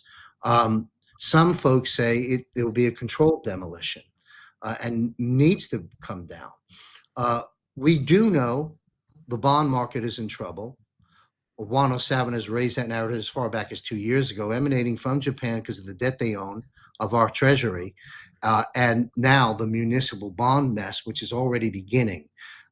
Even, and I've mentioned this every week, but even what's his name, CEO of Chase, Jamie Dimon, is on record. The municipal bonds are going to hurt some key cities. So we know we have a bond issue. Will we have, question is, your opinion, Larry, do we think we'll have a stock correction and real estate correction as well? In other words, are all things coming down while the new system is being implemented? What's your take on the corrections of a stock and bond market? Caveat. I have no banking background, no financial background. The background I pull from is history, and the background I pull from is that I spent 12 years in real estate and eventually had my own small real estate firm, which meant I was dealing with bankers and dealing with mortgage companies. And so that's the framework from which I answer your question. So let's go to real estate. So basically, what's going to happen in real estate? We had a catastrophic collapse of the residential real estate market in '08, right? This time we're going to have a different kind of collapse. That's going to collapse too, and I'll tell you why in a second. But what's really going to be catastrophic is the commercial market, because technology has made those gleaming towers basically vacant. And so basically the value of all that corporate skyscrapers in New York and all over the world is greatly diminished because they're virtually empty, probably operating at 30, 40, max 50%. So their value has been diminished. And so what's going to happen is a massive banking default on the commercial real estate side. On the other side, it's going to happen in a different way. What's happening is they're running another scam. What did they do in '08? They basically created a situation that had never happened before, orchestrated by Obama and by Clinton and by Bush. And what they said is, we're going to create a situation where people can buy a piece of real estate with no money down and no income verification. And that created the system that basically led to the collapse of almost the entire world economic system. This time they're doing something on a little smaller level. They're basically loaning money to veterans, and basically a lot of those people are on arms, and they're basically, as prices have gone up and up, a lot of them have gone in default. And from everything I've been able to find out, they're not calling those loans in. They want to wait until they can get that bubble as big as they can get it. But here's the real issue with the residential market. It starts with COVID. And basically, COVID, when we went into COVID, the average price of a house in the United States was $200,000. Now it's $400,000. And that is another trap, because it means that you think, oh, my house is worth so much more. But guess what? It means your property taxes just doubled too. And that's where a lot of these delinquencies are coming from, because the houses are artificially inflated, but the property taxes are real that those people have to pay. And in this tight, pinched economy, many people are finding they're defaulting because they can't pay those property taxes. I have a friend who was an engineer. He built his house. He built his house when he was young, paid it off quickly, and now he says to me the other day, you know, that I pay more in property taxes now than I paid on my mortgage and my property taxes combined when I built this house. So that's what's coming, and basically we're going to see something significant happen in the residential real estate market. And it is that the price of those houses at $400,000 are artificial, because it's based upon that increase from $200,000 to $400,000 is not because there's really more value in the home. It's because the dollar is now only worth 2 or 3 cents. So I always go back to history and to what I call logic chains. I bought my first house in 1970, a 10-room all brick duplex for $17,500. Why? Because the dollar was worth $1. So in 1971, when we went off of the gold standard, the dollar became a fiat dollar, and that's when the inflation started. That's when the price of the houses values went up. So now, to my way of logic, when we go back on a commodity-backed, gold-backed system, that means the price of all that real estate readjusts, because we're no longer looking at the price being based on fiat currency where the dollar is only worth 2 or 3 cents, but we're back based on God's economic system again. And this is just a wild guess. So I think a $400,000 house today that was $200,000 when COVID started is likely to be $40,000. But that doesn't mean you lost money. That just means the value was equilibrated. And so everything else is going to adjust, but that's going to shock people and scare them. So that's my analysis on the real estate side. And on the stock side, I go back to the 1920 collapse. In 1929, we had the collapse. Over the next 3 years, the government of the United States actually went into default. and the stock market dropped 90%. And here's what happened. The right stocks, stocks that were strategic, stocks that had real utility, they stayed. They went down, but they came back. But the more speculative kind of stocks that a lot of people are in now, the high-tech stocks, the dot-com stocks back in the day, those went under. So we're looking at the blue chip stocks, the stocks are for food, for example, that are essentials, the stocks that basically the world absolutely needs the products they make. They're going to go down, but they're not going to go off the board, and then they're going to readjust. But many, in my opinion, many companies are going to go under and never come back, just like what happened in the 1929 collapse, because they're generally companies that are whose stocks are overvalued. They're things that are not necessities but luxuries that are not going to be needed anymore. And so I see a major readjustment in the stock market, and here's how I see it. I see now that the stock market is nothing but a roulette wheel. Basically, they're able to manipulate it with puts and calls. And now we're going to invest in the stock market after this in a very different way. We're going to look for the companies that make real products that we really need, that pay dividends, that have paid them for years, that have good, solid books. And those are the things we're going to invest in. And we're not going to let them manipulate us with their systems, with their hedge funds, and with their puts and their calls. So everything is going to come back to common sense economics. So I think that if I had a lot of money in the stock market, which I don't, I'd be very, very careful as to the companies that I invested in. So coming out of this, there are going to be major opportunities to go back into a readjusted stock market, and we can follow what's going to be happening with this re-emergence of a dynamic rebuilding of our manufacturing system. So then we're going to look at tech that really is real. We're going to look at investing in minerals that are absolutely essential, silver and all kinds of things like that, rare earth, etc. So I, for right now, say that where I am putting my money, and I'm not a particularly wealthy person, it's silver, more so than gold. It's in gold, it's in silver, it's in XRP. I own my property outright. I basically live on 25 acres. I don't owe anybody anything. I don't have any credit card debt. So I don't want to go into one of these crises as a debt slave, because that's not the place you want to be. So I've tried to create a situation where I'm solvent, and a situation where I've invested in things that everything that I've ever studied says they have to go up in value. And so that's silver, that's gold, that's certain limited number of stocks, and that's land, because we have another thing happening and transitioning with the innovation of the very technology that we're using today, where we can be here doing this and you're in a whole different part of the world. So that means that when we had this transition and with COVID, millions of people left New York City and all the big metropolitan areas and went to the country, went all towns. They're not coming back. That's why that real estate collapse is going to happen in commercial market. And so basically, we're going to have an adjustment, a migration that's reverse. For 250 years, we've gone from the country to the city. Now we're going to go from the city to the country. And that analysis is going to factor into when you go back into the real estate market.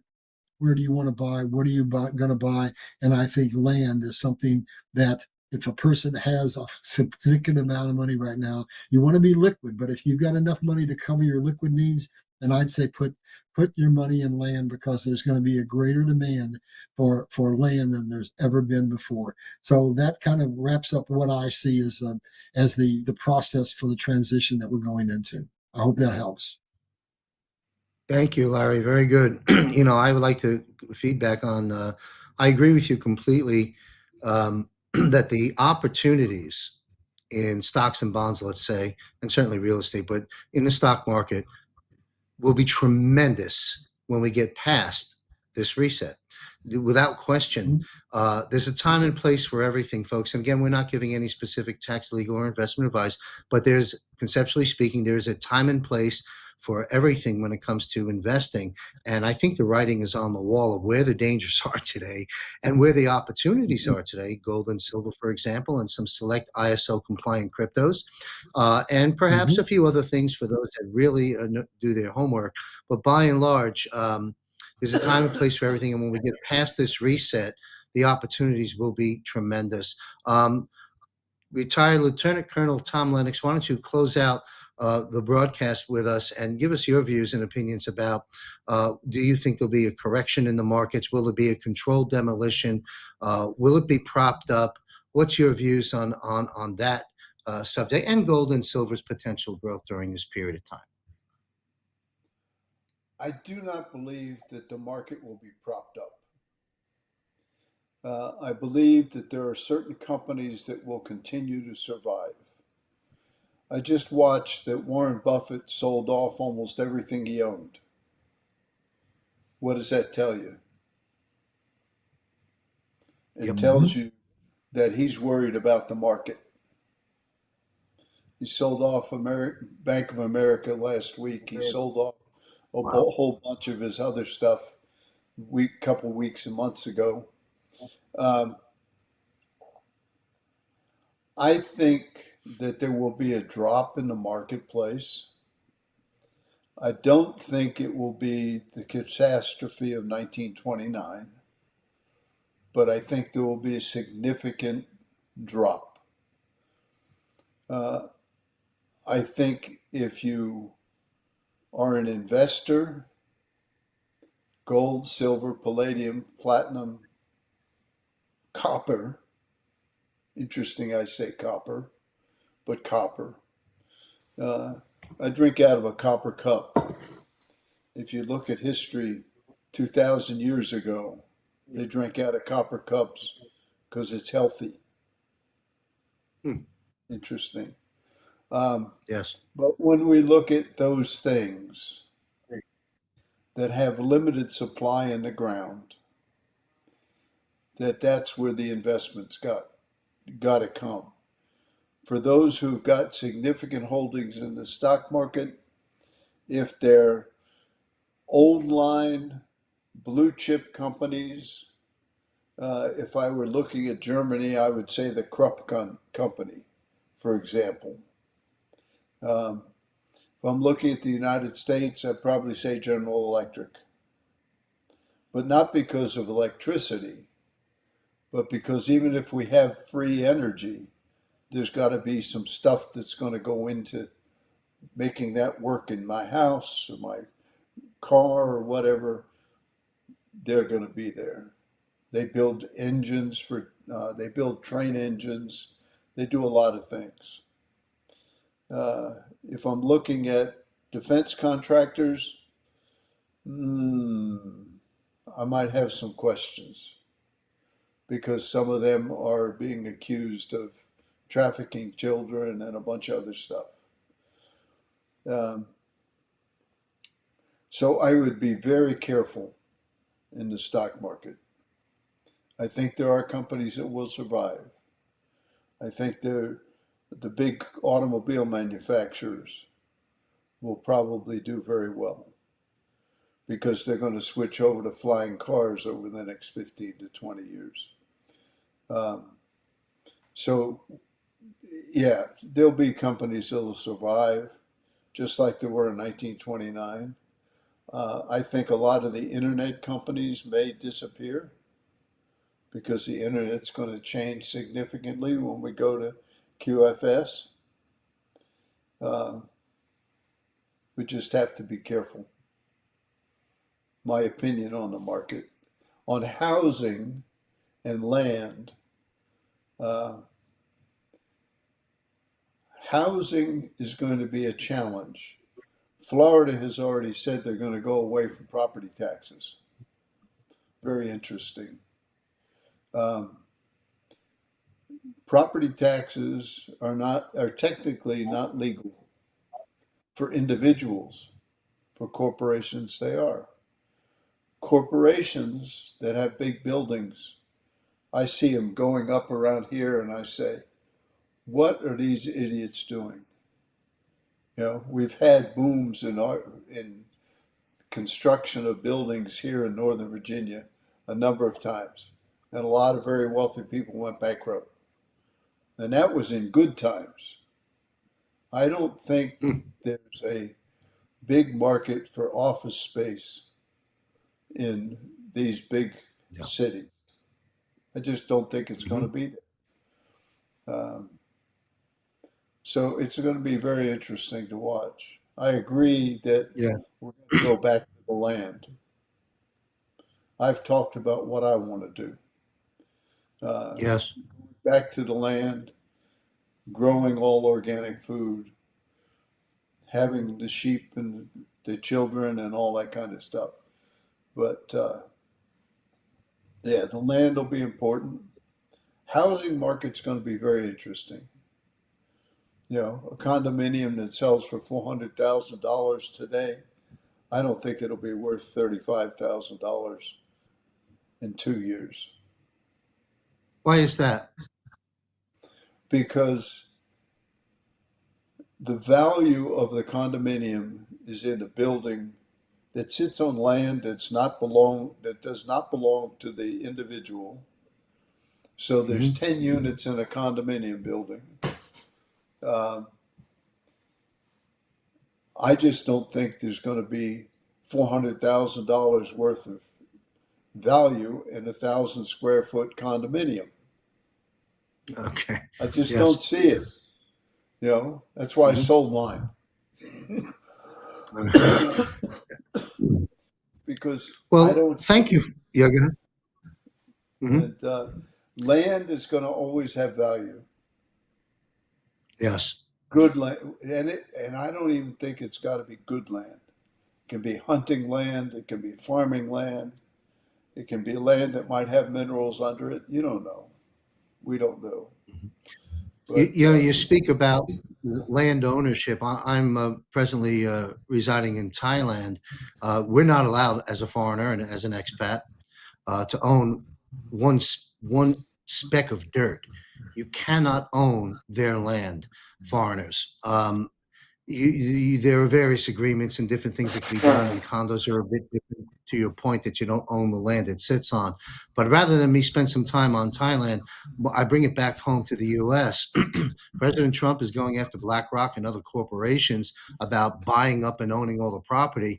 And the narrative that each of you gentlemen have spoken about part has been, giving us our ownership rights to our home and the dirt it sits on.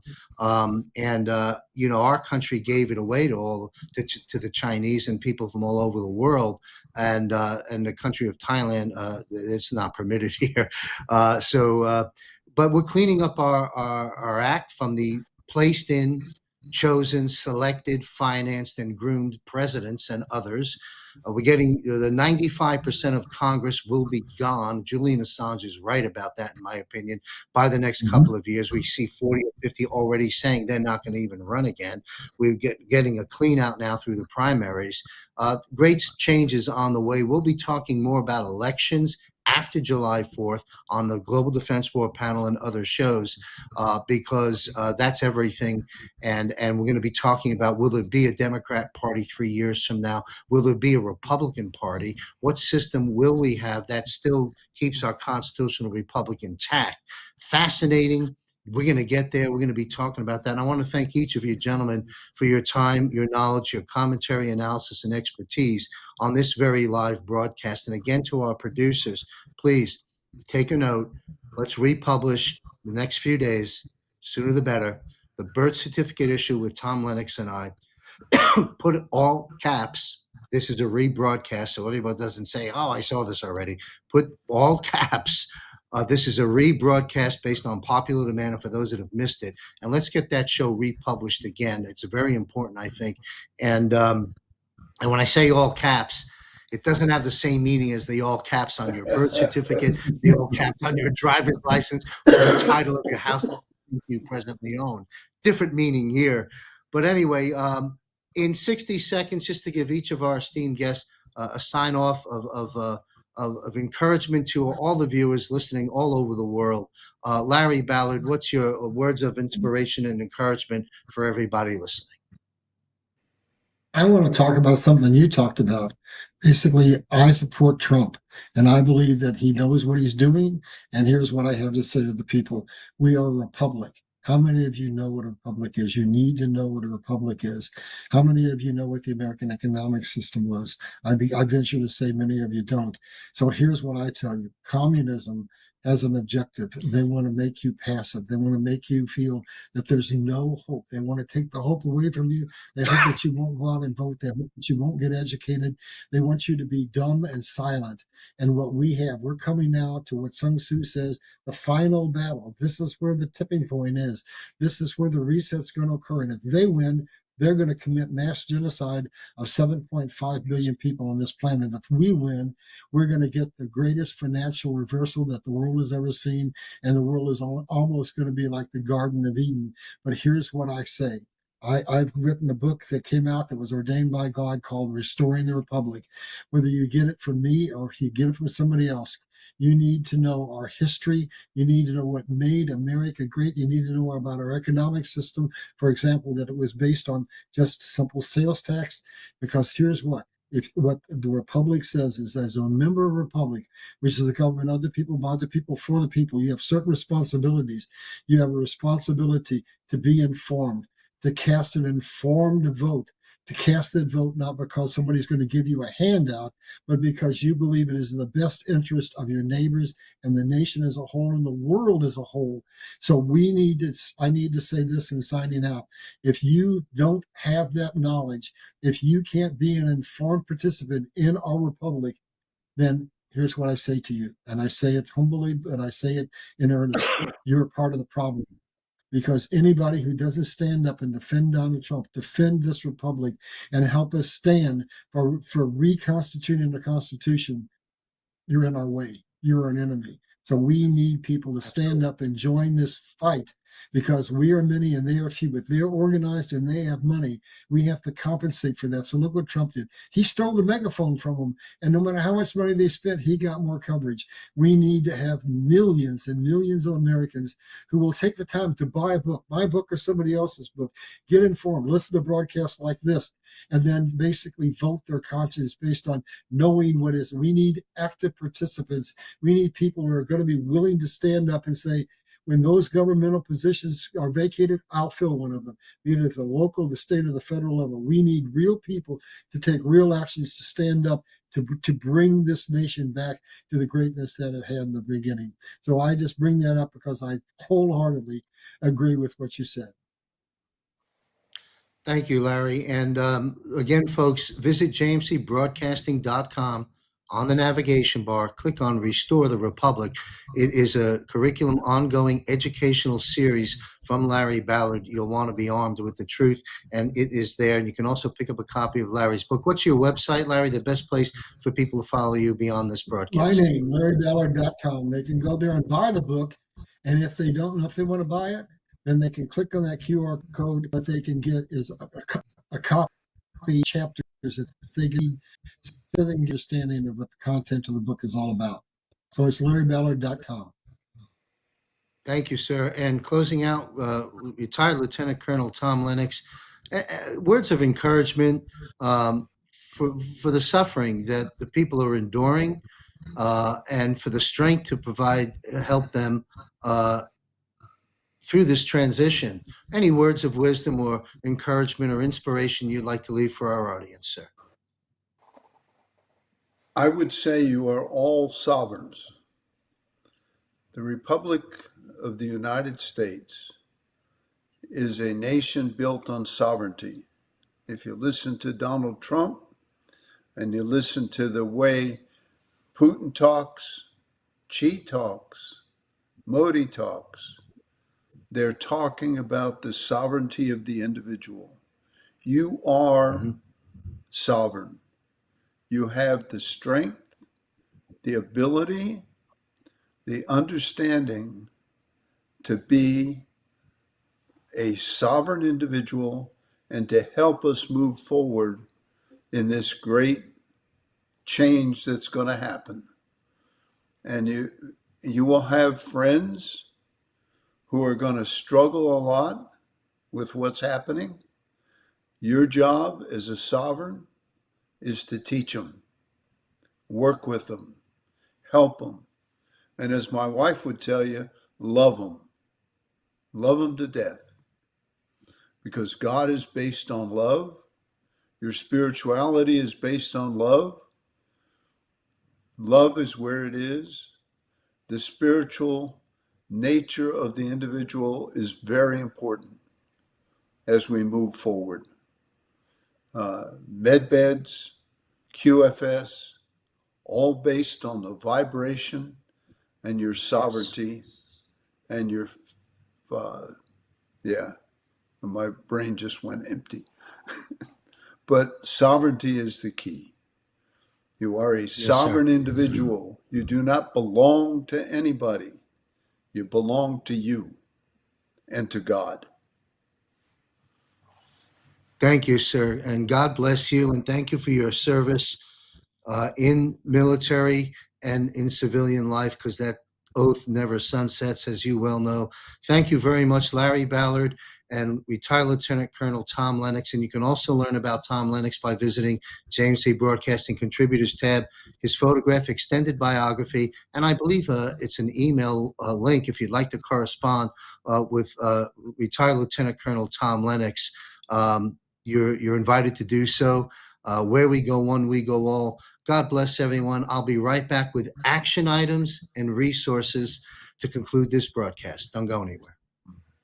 What you need to know, and this is very important, that all precious metals are not created equal, and the same goes for the firms that sell them.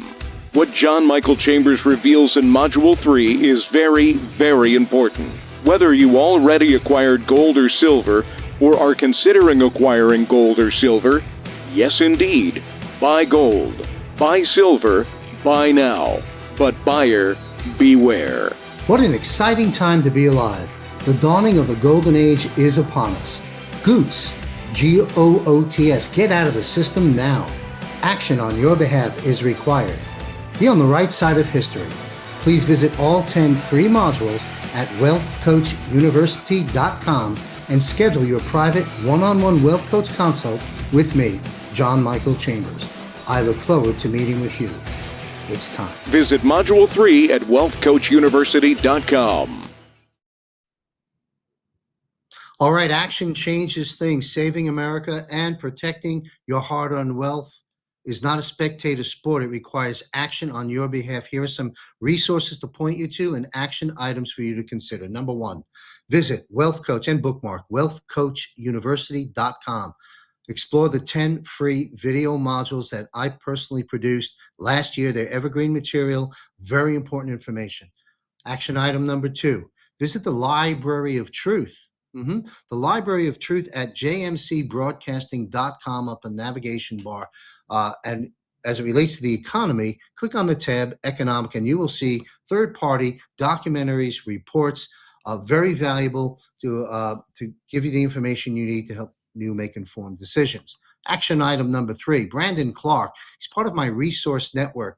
He is a retirement planning specialist. So if you are in retirement, give him a call. Reach out to triadretire.com. Brandon Clark. I'm launching a maybe 6 or 8 part one-time only series called Strategies for Retirees, how to get guaranteed income you can never outlive and index growth to the market without the downside. Bill Armour, acquiring gold and silver. Talk to Bill Armour, jmcgenesismetals.com. He will help you with a team to assist with any transfers, rollovers, or liquidations, and educate you first and foremost so you don't get caught in the wrong gold and silver company. Asset transfers and rollover assistance. Bill Armour, buy gold, buy silver, buy now. All right, last action item is me, Wealth Coach. I have very limited time, but I am available to meet with you as a private consultant and wealth coach in our private Zoom. Go to wealthcoachuniversity.com. There's a mechanism with which how to gain access to do that. I'm doing maybe 4 or 5 appointments a month right now. The most I can take on is 8. It ebbs and flows in terms of the traffic for these requests. People are securing time to speak with me, and some of them aren't even doing it in a wealth coach capacity. They just have a lot of questions and looking for let's call it Patriot Shop Talk validation and verification. Whatever your needs are, I'm happy to talk with you. But certainly as a wealth coach and consultant, I don't sell investments. I don't manage money. I don't give specific investment advice. Learn about that by visiting wealthcoachuniversity.com. I can help you survive and thrive during this global financial reset because all the dangers are there and they can be avoided 100%. Get out of the system. My Goots model is described at wealthcoachuniversity.com. All right, image number one as we wrap up our broadcast, just to remind you, Off-World with JMC, we will be analyzing the tranches of information that are now being released and will be for some time to come by Commander-in-Chief Donald J. Trump. I'll be bringing on experts. We may have Alex Collier. We have others. We'll have people that have had off-world experience here on this world. People like retired Lieutenant Colonel Chuck Sellers and many others. Anyway, we'll be launching Off-World with JMC, a 4-panel show monthly beginning in another week or two. So stay tuned for the premiere of that. Next image, please, to guide me through the closing here is Fraud Fighter Summit. Again, meet Juan O'Savin and Matt Meck at fraudfightersummit.us. Get out there to Las Vegas and be a part of history as we expose the fraud and then solve the issues there within. Any other images to post image number 2, perhaps? All right, again, tomorrow, meet Juan O'Savin in our private Zoom room. Go to jmcbroadcasting.com, click on Premium Portal, and come join us. We look forward to getting your questions answered live for 1 hour with Juan O'Savin. Next image is healthcare. The Truth About Health premieres in June 2026 as a weekly JMC Broadcasting production with show host Christy Lee. Tune in, subscribe for free at jmcbroadcasting.com, and join us next week for the very popular, productive, and always engaging Bill and Will Hour. Will Barney, Bill Armour, next week live right here at the Global Financial Reset broadcast. I want to thank you all for liking, sharing, and following our work. Very important. Where we go one, we go all. I look forward to seeing you next week here in the GFR. Continue to follow all of our broadcasting on military, intelligence, economic, and now healthcare reporting, jmcbroadcasting.com. Free subscription. You'll get a copy of my free copy of my book, Trump and the Resurrection of America, 5-star rated, 6-star rated by the late, great Robert David Steele. Stay safe, everyone. Keep your eye on the mountain. We're on God's side. God always wins. We're kicking the deep state's ass, and we got this. God bless President Trump. Thank you. Stay safe, and God bless you.